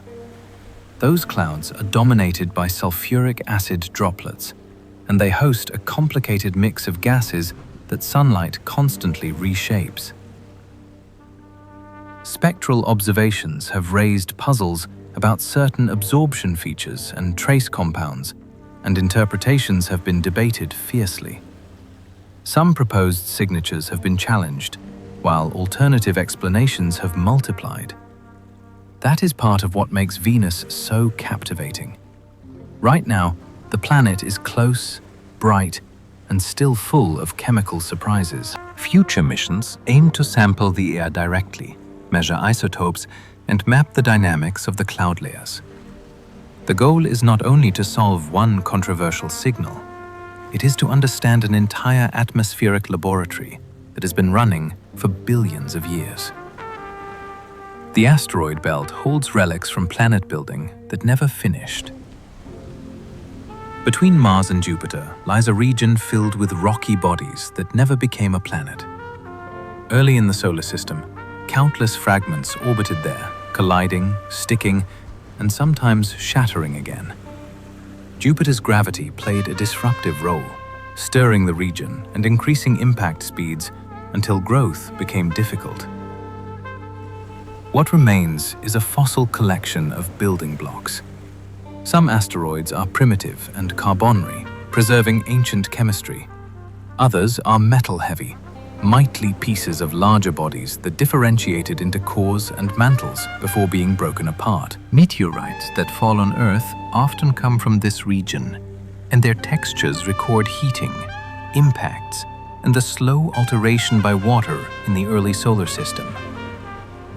Visiting asteroids up close has shown landscapes shaped by rubble, boulders, and surprisingly low gravity. The belt is not a leftover junk drawer, it is a museum of how planets try to form and how they can fail. Comets preserve ancient ices from the solar system's birth. A comet is often described as a dirty snowball, but that simple phrase hides a deep time capsule. Many comets spent most of their existence far from the sun in cold storage where ices and dust changed very little. When a comet dives inward, sunlight warms it and releases gas and dust, building a glowing coma and a tail that can stretch for millions of kilometers.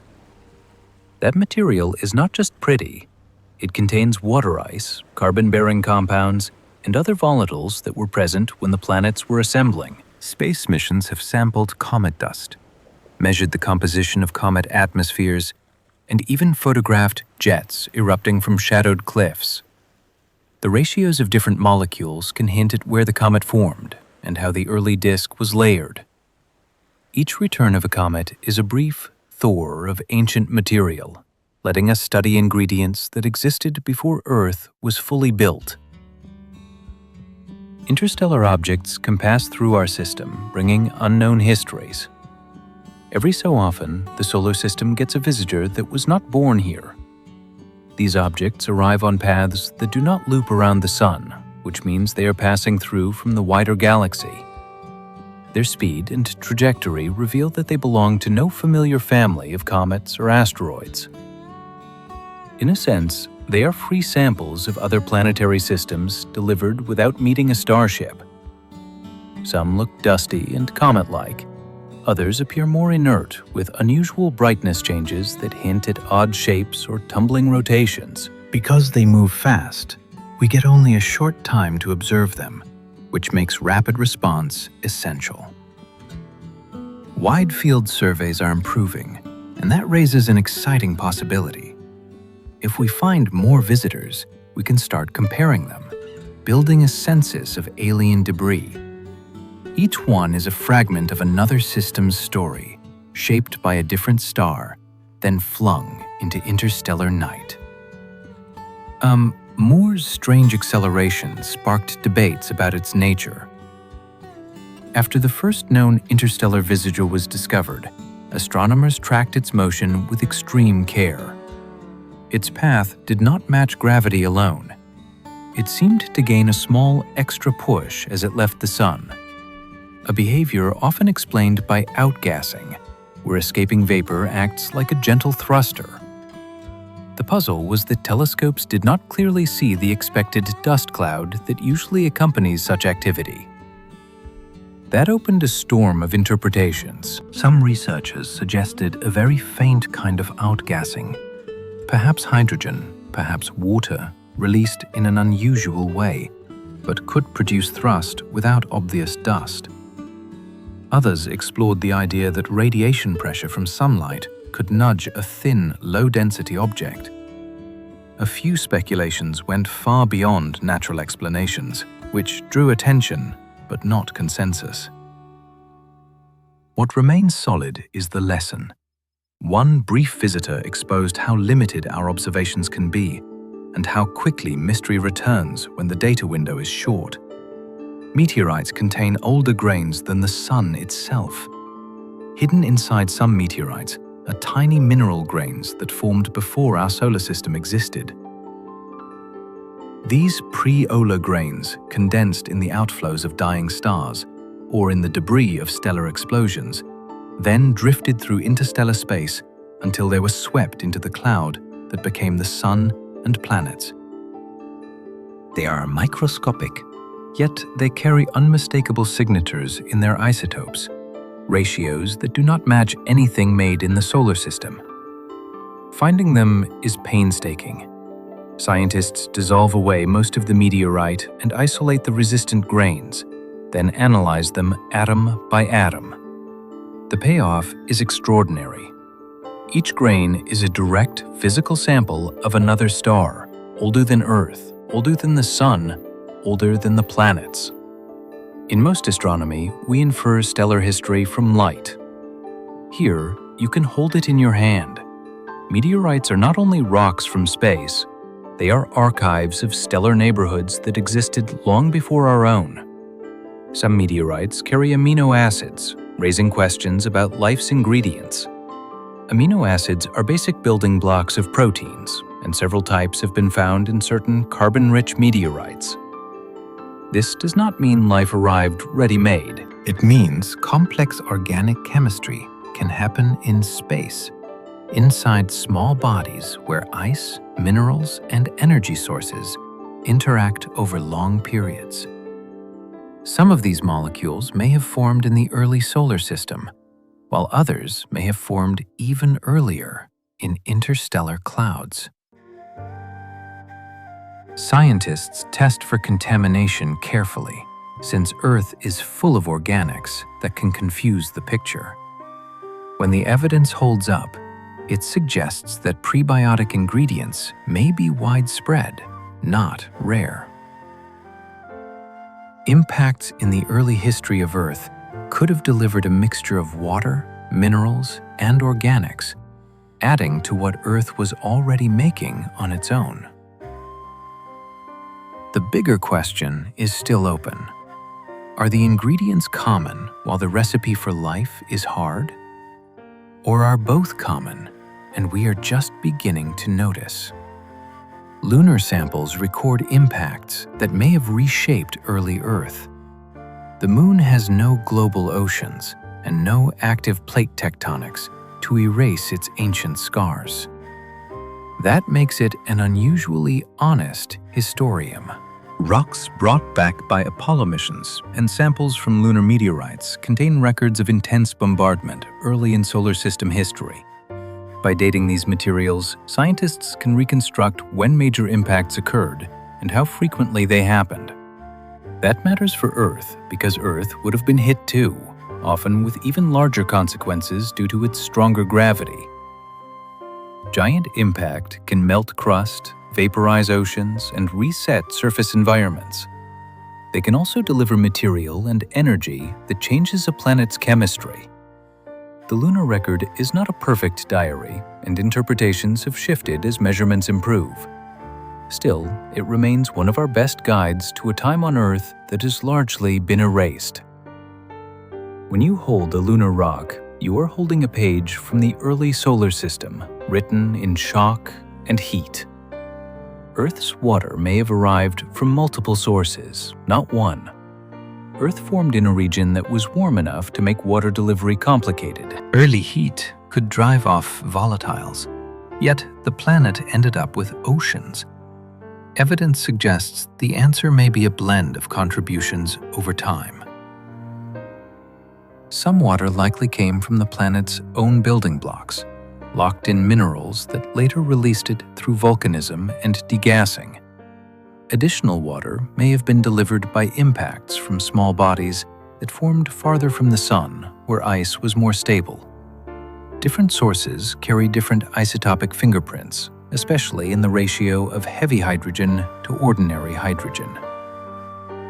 Measurements do not point cleanly to a single origin story, which is why a mixed model has grown more popular. The implication is beautiful. Earth's oceans may be a mosaic assembled through growth, geology, and chance deliveries rather than a single lucky gift. Water on Earth is not only a feature, it is a history written in chemistry. The Fermi Paradox asks why we see no alien signals. If life can arise on many worlds, and if technology is not a once-in-a-universe accident, then the galaxy ought to feel busy. There are billions of stars, and the Milky Way is old enough for civilizations to rise, spread, and leave traces. Yet the sky is silent. That mismatch is the Fermi Paradox, and it is not a single question. It is a whole cluster of possibilities. Maybe intelligent life is rare. Maybe it does not last long.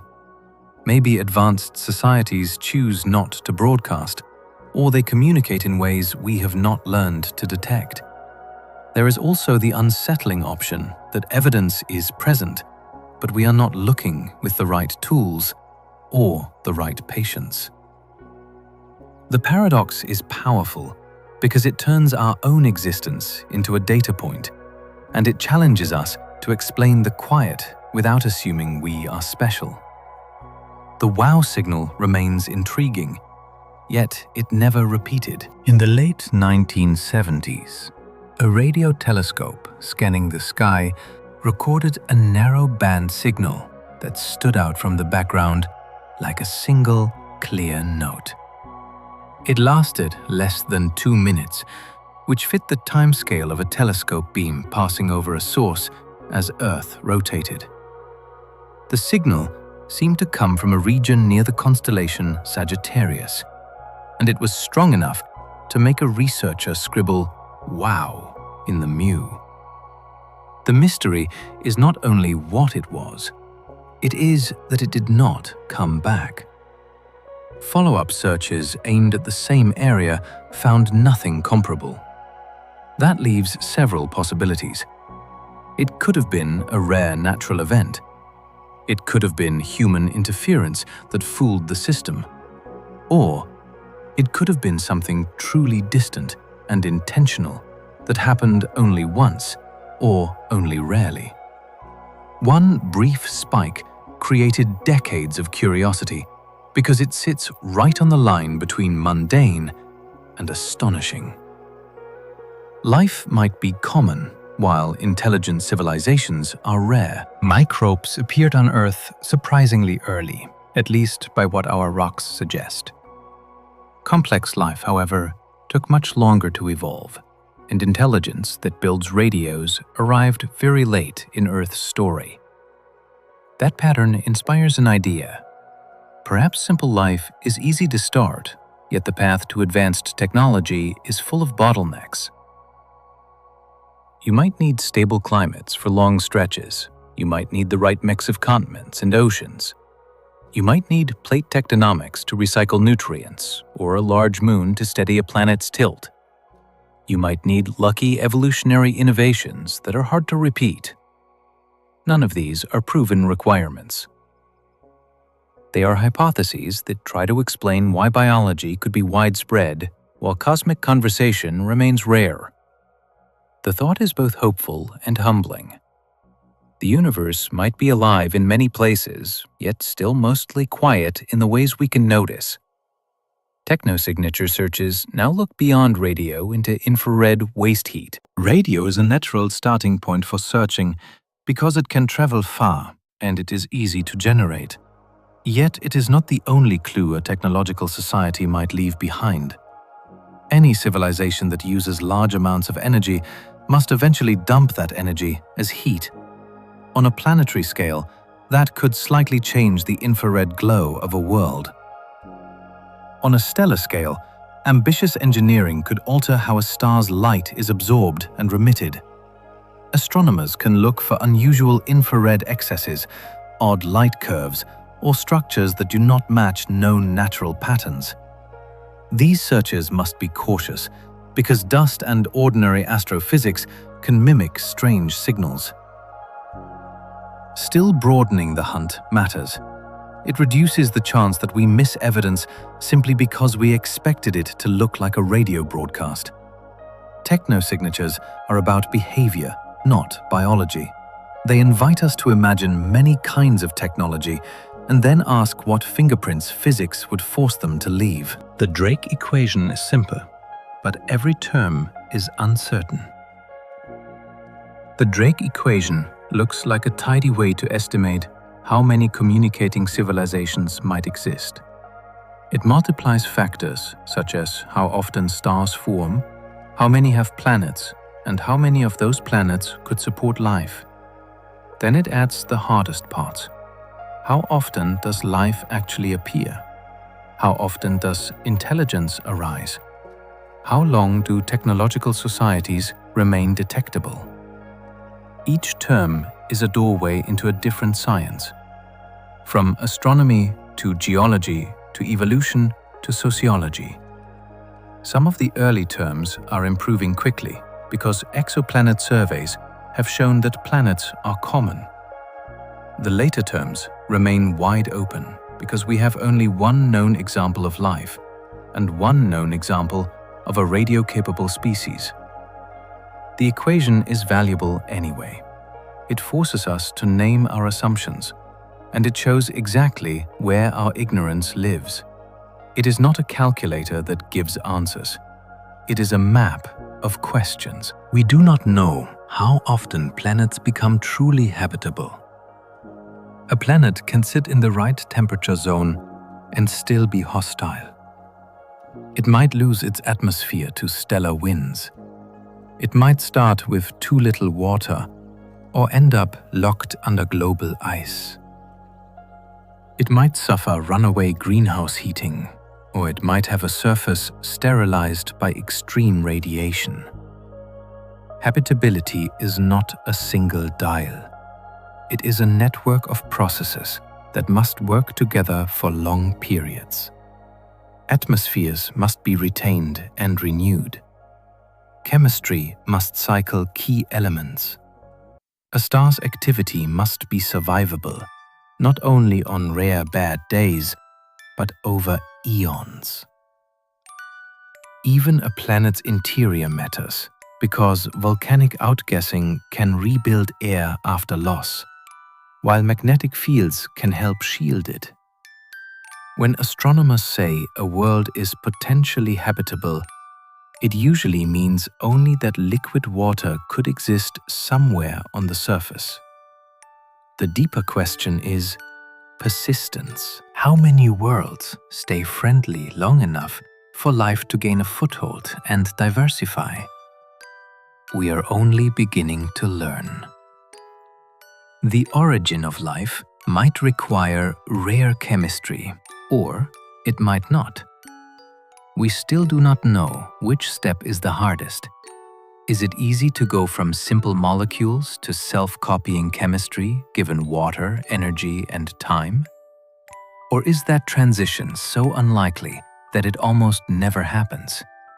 Earth cannot answer that alone, because we do not know how many failed attempts happened here before success, or what environments mattered most. Researchers explore many pathways.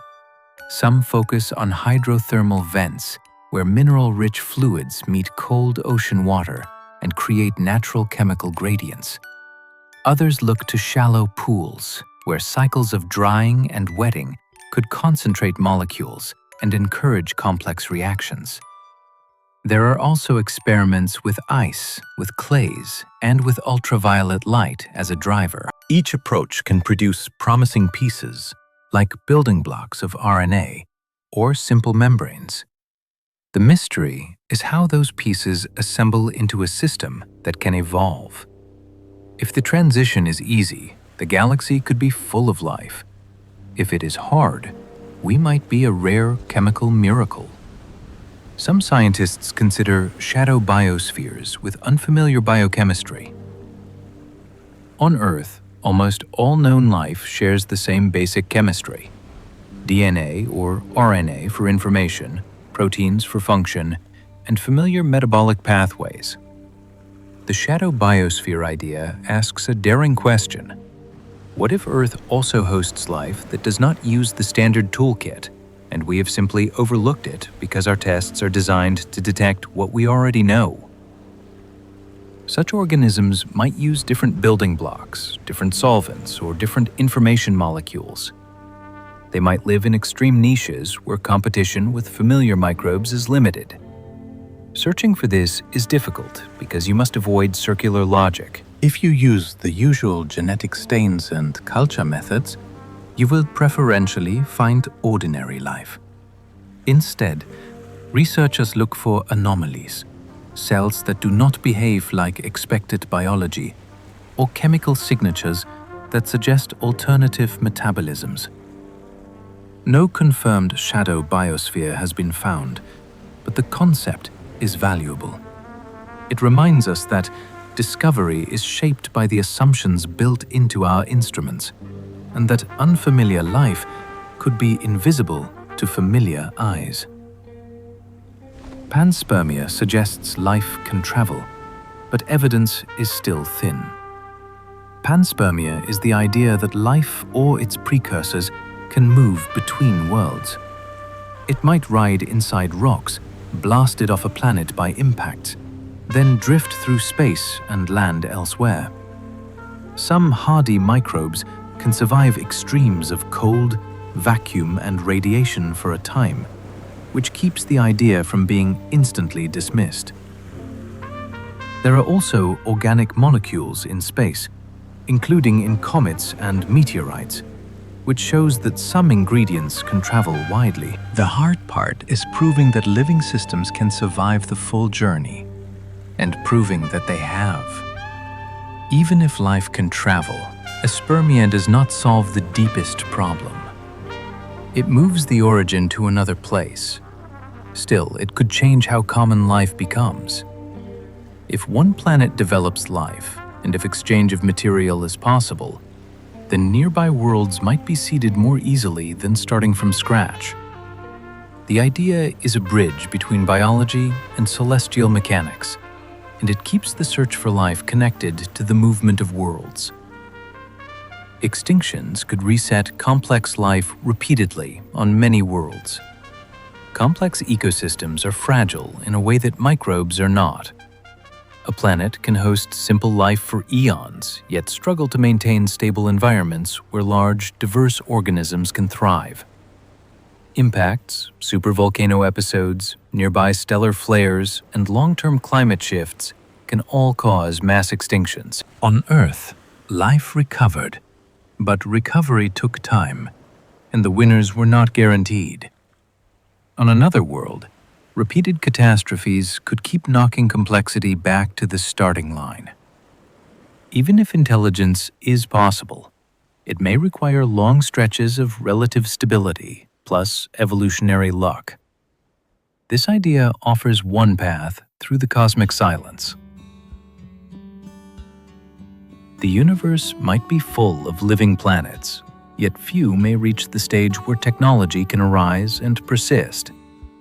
Extinctions also complicate our search because a world could have hosted advanced life in the distant past and now appear quiet. The night sky might not be empty of stories, it might be full of stories that ended. The Milky Way is eating smaller galaxies, and it is still happening. Our galaxy is not a closed island of stars. It grows by gravity, and gravity is patient. Small companion galaxies drift too close. Then tidal forces begin to stretch them like taffy. Stars are pulled into long arcs, and dark matter is stripped even more easily. Over time, the visitor dissolves into the Milky Way, adding new stars to the halo and stirring the motions of older ones. This is not only ancient history. Astronomers are watching ongoing interactions right now, including systems that are visibly being torn apart. The evidence is written in star motions, chemical fingerprints, and faint structures that wrap around the sky. Every time the Milky Way absorbs a smaller neighbor, it changes its own shape a little. The galaxy you see tonight is the result of many quiet meals.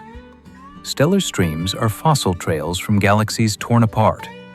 If you could turn up the contrast on the night sky, you would see faint ribbons of stars looping around the Milky Way. These are stellar streams, and they form when a star cluster or small galaxy is pulled apart by tidal forces.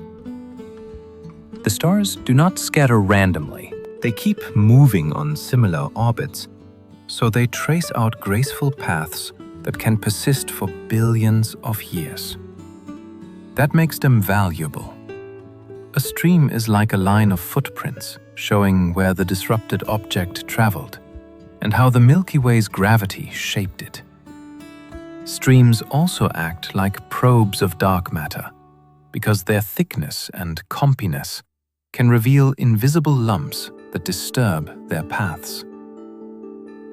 Astronomers map them using huge surveys that measure positions, brightness, chemistry, and motion. When a new stream is discovered, it is not just pretty structure. It is a preserved record of a cosmic encounter still drifting overhead. The center of our galaxy hides a black hole we can track. At the Milky Way's core, dust blocks visible light and hides the crowded star field behind it. Infrared telescopes can pierce that veil, and they reveal stars moving at astonishing speeds in tight orbits around an unseen point. By watching those orbits over many years, astronomers can measure the mass of the central object with remarkable confidence. The result is a supermassive black hole known as Sagittarius A star, with a mass of millions of suns. One star in particular has traced a full orbit in a human lifetime, swinging close and then racing away again. These measurements are like celestial clockwork, and they let us test gravity in a strong field environment. The galactic center is not quiet. It is a laboratory where invisible mass announces itself through motion, and where the heart of the Milky Way becomes something we can measure, not just imagine. Andromeda is approaching, and a future merger is expected. Andromeda is the nearest large galaxy to the Milky Way, and it is moving toward us. Over billions of years, gravity will pull the two spirals into a slow dance. First, their outer halos will interact. Then, their disks will pass through each other, distorting into long tidal tails. Stars will mostly avoid direct collisions because space is vast, yet their orbits will be scrambled by changing gravity. Gas clouds, however, can collide and compress, which can trigger waves of star formation. Eventually, the galaxies will settle into a single, larger system with a new shape. The night sky from Earth will look dramatically different during that era, with Andromeda growing larger and more complex over time. This is not a sudden crash. It is a drawn-out transformation that will unfold across cosmic timescales. A merger is one of the ways galaxies evolve, and we are part of one that is already on its way. Galaxies can stop forming stars, and the shutdown mechanism varies. Star formation requires cold gas. It also requires that the gas stay cold long enough to collapse into dense clouds. Many galaxies lose that ability, and they become quiet systems filled with older stars. The reasons differ. Some galaxies fall into clusters, where hot intra-cluster gas can strip away their own gas like a headwind. Others exhaust their supply, turning gas into stars until little remains. In some cases, gas is heated and kept from cooling, which prevents new clouds from forming, even if material is still present. Mergers can also play a role, stirring gas in ways that can trigger a burst, followed by depletion. The result is a population of galaxies that are still luminous, yet no longer building new suns. This transformation shapes the colors of galaxies across the universe. Since young stars shine blue while older populations glow redder, when a galaxy shuts down, it changes its future for billions of years. Supermassive black holes influence galaxy growth through energetic feedback. A feeding supermassive black hole can look like a quasar, and it can release more power than all the stars in its galaxy combined. That energy does not stay near the center. It can drive winds that push gas outward, and it can launch jets that punch through the surrounding medium. Both effects can change how much cold gas remains available to form stars. In some situations, feedback appears to quench star formation by heating gas or expelling it from the galaxy. In other situations, the same energy can compress gas in certain regions and trigger new star formation, at least locally. This is why feedback is so important. It links the smallest scales near a black hole to the largest scales of galaxy evolution. Observations show correlations between black hole mass and properties of the host galaxy, which hints at a long co-evolution. The black hole is not just a passenger. It can be a regulator shaping how a galaxy grows up. Cosmic voids are enormous, and their origins test our models. Between the bright filaments of the cosmic web lie regions with very few galaxies. These are cosmic voids, and some are hundreds of millions of light years across. They are not completely empty. They contain thin gas and dark matter. Yet their density is lower than average. Voids form because gravity pulls matter into denser regions, leaving underdense regions to expand and become emptier over time. That makes them sensitive tests of cosmology. The way voids grow depends on dark energy, on the nature of gravity, and on how matter clusters. Astronomers study voids using galaxy surveys and statistical methods, looking for subtle patterns in their shapes and their distribution. Voids can also affect the light that passes through them, leaving faint imprints on background signals. In a universe shaped by gravity, emptiness becomes informative. A void is not nothing. It is a measurable outcome of how structure forms. The Great Attractor tugs galaxies, yet its full structure is hard to map. When astronomers measure the motions of galaxies near us, they find a large-scale flow. Many galaxies seem to be moving toward a broad region of space, as if drawn by a hidden concentration of mass. This is often called the Great Attractor. The challenge is that the region lies partly behind the plane of the Milky Way, where dust and dense star fields obscure our view in visible light.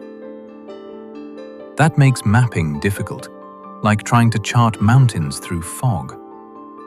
Observations in infrared and radio help because they can see through the dust more effectively.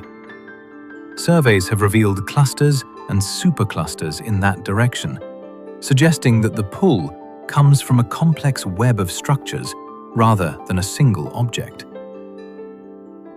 The Great Attractor is a reminder that even our local universe is not fully mapped. Gravity reveals the presence of mass. Light does not always reveal where it is hiding. Some large-scale alignments in the sky seem unlikely by chance. Cosmology assumes that on the largest scales, the universe should look statistically similar in every direction. That idea has passed many tests. Yet, a few patterns have raised eyebrows. Certain features in the cosmic microwave background appear to show alignments across wide angles, and some analyses have found correlations that look stronger than a simple random universe would predict. These anomalies are debated because subtle systematics can create misleading patterns. Foreground contamination from our own galaxy can also imprint structure that looks cosmic. Even the act of analyzing many patterns can create false surprises, since some will look unusual by luck alone. Still, the discussion matters. If an alignment held up beyond all reasonable doubt, it could hint at new physics or unexpected cosmic history. At minimum, it forces careful thinking about data, assumptions, and statistics. Sometimes the universe challenges us, not with noise, but with hints that coherence might hide in places we expected randomness. The universe's largest structures challenge how quickly order can form. Galaxies gather into groups, groups gather into clusters, and clusters trace out superclusters and long filaments. When surveys map these structures across enormous volumes, they sometimes find features that feel surprisingly vast and coherent. The puzzle is not that structure exists. Gravity makes structure inevitable. The puzzle is how quickly matter can organize into very large patterns, given the age of the universe and the initial conditions we infer from the cosmic microwave background. Astronomers test this by comparing observations to simulations that start from early fluctuations and evolve forward under known physics. Usually, the match is impressive, which is a triumph of cosmology. Yet the most extreme structures remain useful stress tests.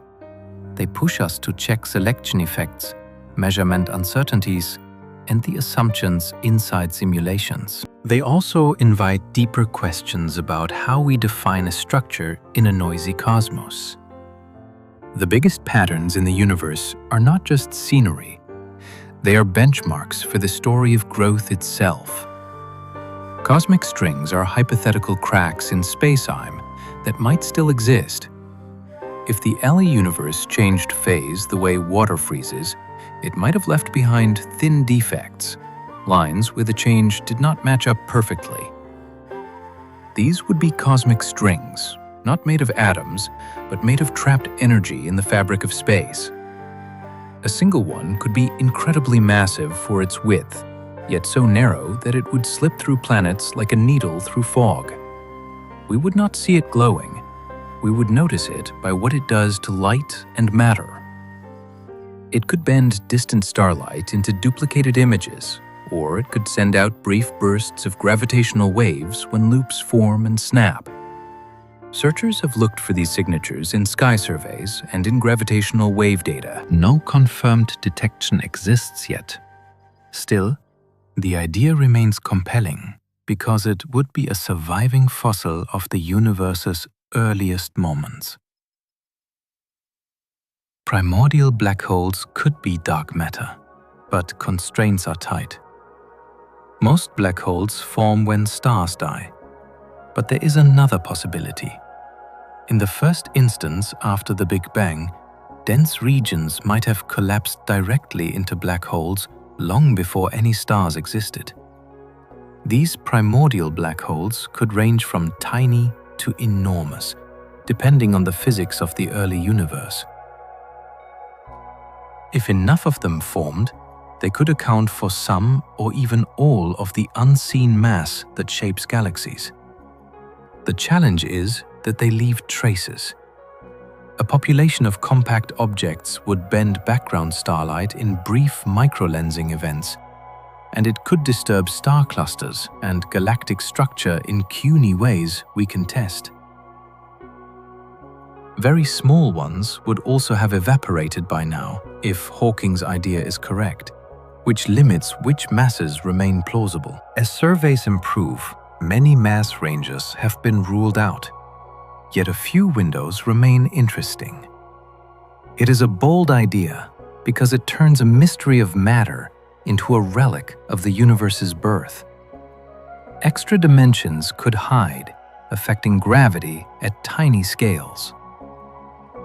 We experienced 3 dimensions of space, yet some theories suggest they could be more curled up so tightly that they escape ordinary notice. If extra dimensions exist, they might change how gravity behaves at very short distances, perhaps making it stronger than we expect below a certain scale. That possibility has motivated careful tabletop experiments that measure tiny gravitational forces, searching for deviations from the usual inversor bark. Square rule. Particle accelerators also contribute by looking for signs of missing energy that could imply gravitons leaking into extra dimensions. So far, nothing definitive has appeared, and the constraints have become stringent. Still, the idea persists because it could help explain why gravity is so weak compared with other forces. It also offers new ways to connect the physics of particles to the geometry of space itself.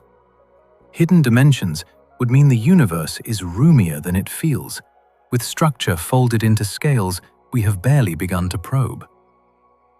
Quantum gravity remains unfinished, and black holes keep pushing us.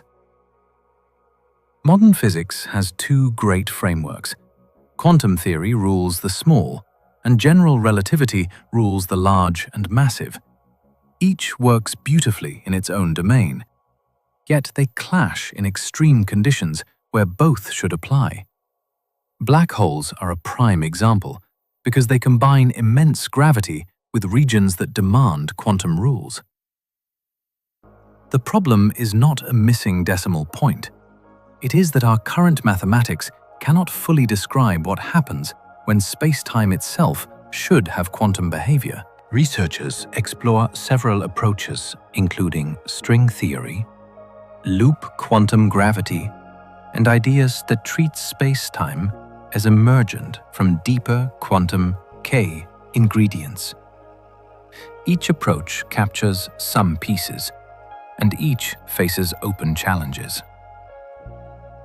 Observations are starting to help through precise studies of black hole environments and gravitational waves that test relativity in strong fields. Still, the key tests may require new kinds of measurements or entirely new thinking. Quantum gravity is unfinished because nature is asking questions we have not yet learned how to answer. The multiverse is a serious idea, but hard to test. Some cosmological models suggest our universe may be one region within a larger reality, with other regions that have different initial conditions, even different physical constants. This can arise in certain versions of inflation, where expansion continues in some places while ending in others, creating many bubble-like domains. It can also arise in frameworks where the laws of physics allow many possible vacuum states. The appeal is that it might explain why our universe has properties that seem unusually suited for complex structure, because we would naturally find ourselves in a region where conditions allow observers. The problem is evidence. If other regions are beyond our cosmic horizon, direct observation may be impossible. Researchers therefore look for indirect tests, such as specific patterns that collisions between bubble universes might leave in the cosmic microwave background. Such signatures are difficult to distinguish from ordinary cosmic variation. The multiverse sits at a fascinating boundary where theoretical elegance meets the strict demands of testability.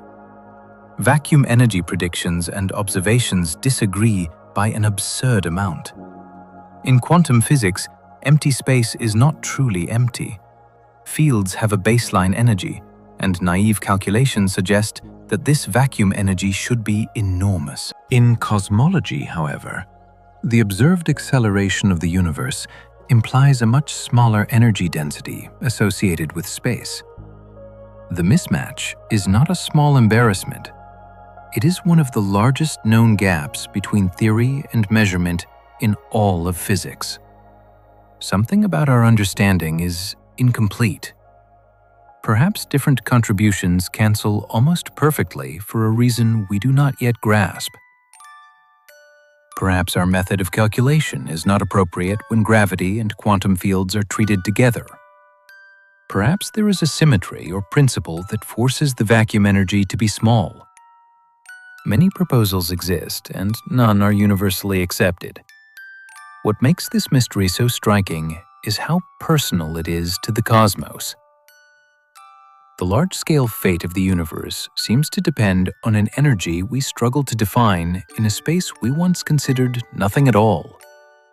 Some constants seem finely tuned for complexity, and nobody knows why. The universe runs on a set of numbers, like the strengths of forces and the masses of fundamental particles.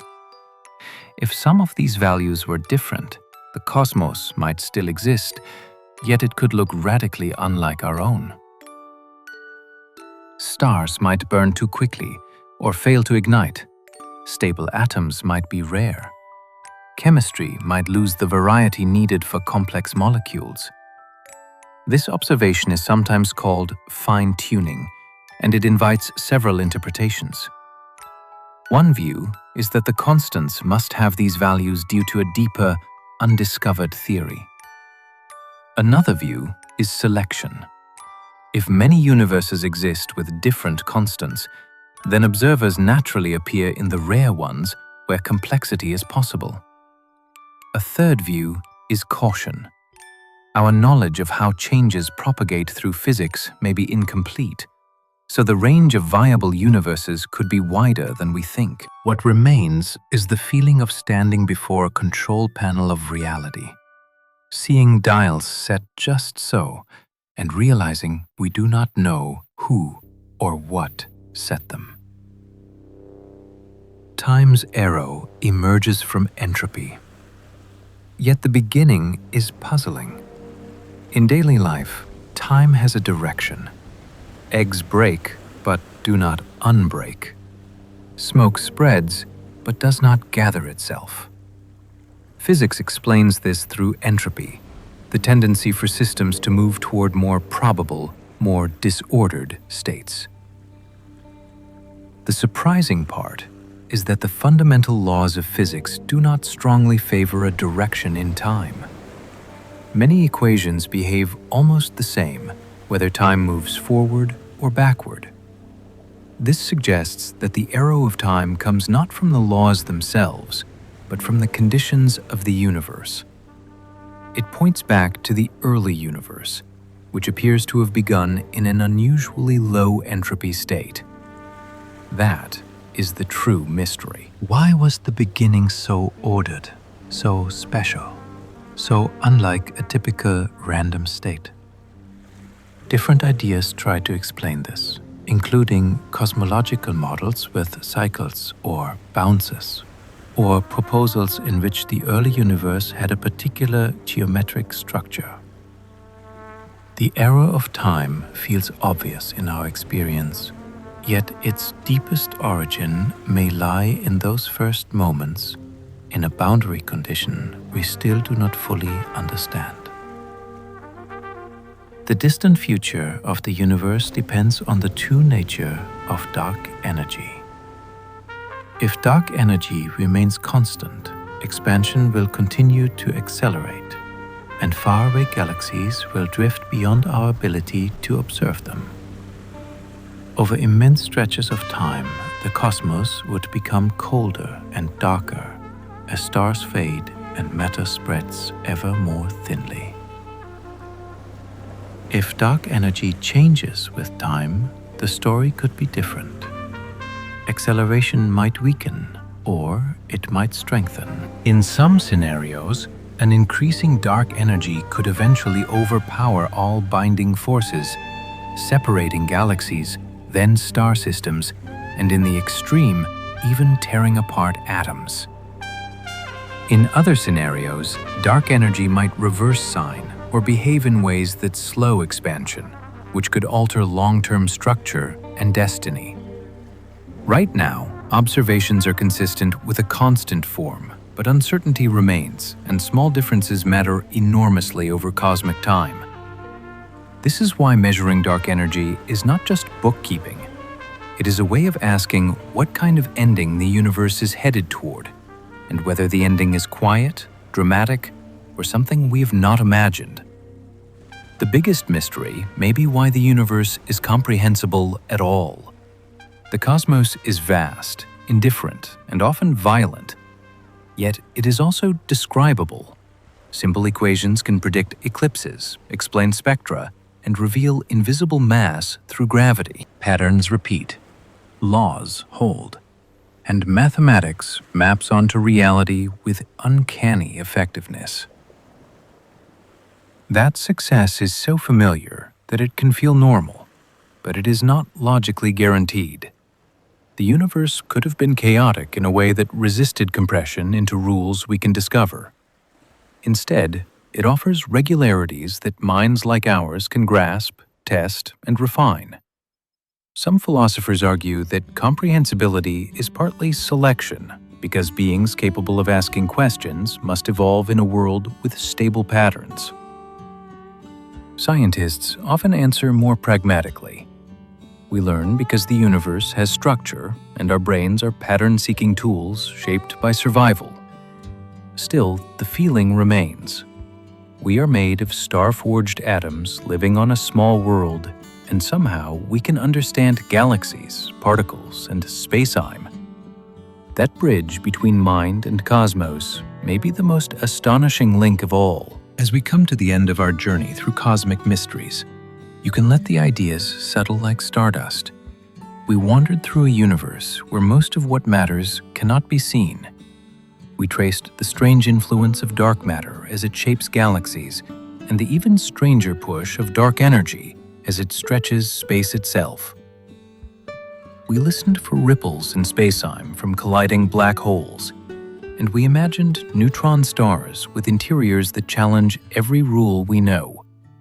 We visited worlds beyond our sun, some losing their skies, some locked between endless day and endless night, and some drifting alone through interstellar dark.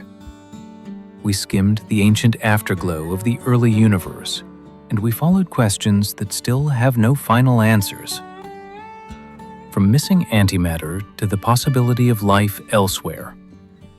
If you enjoyed this drift through the cosmos, you might like to tap like, subscribe, or leave a small comment.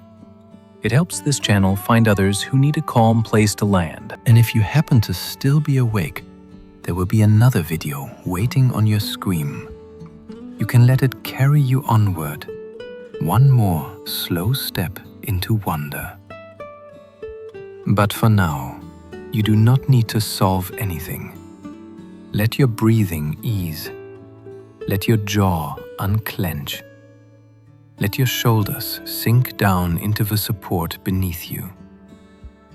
Picture the sky above a quiet world, wide and patient, while the universe continues its long unfolding without asking you to keep up. You have done enough for today. Sleep well and good night.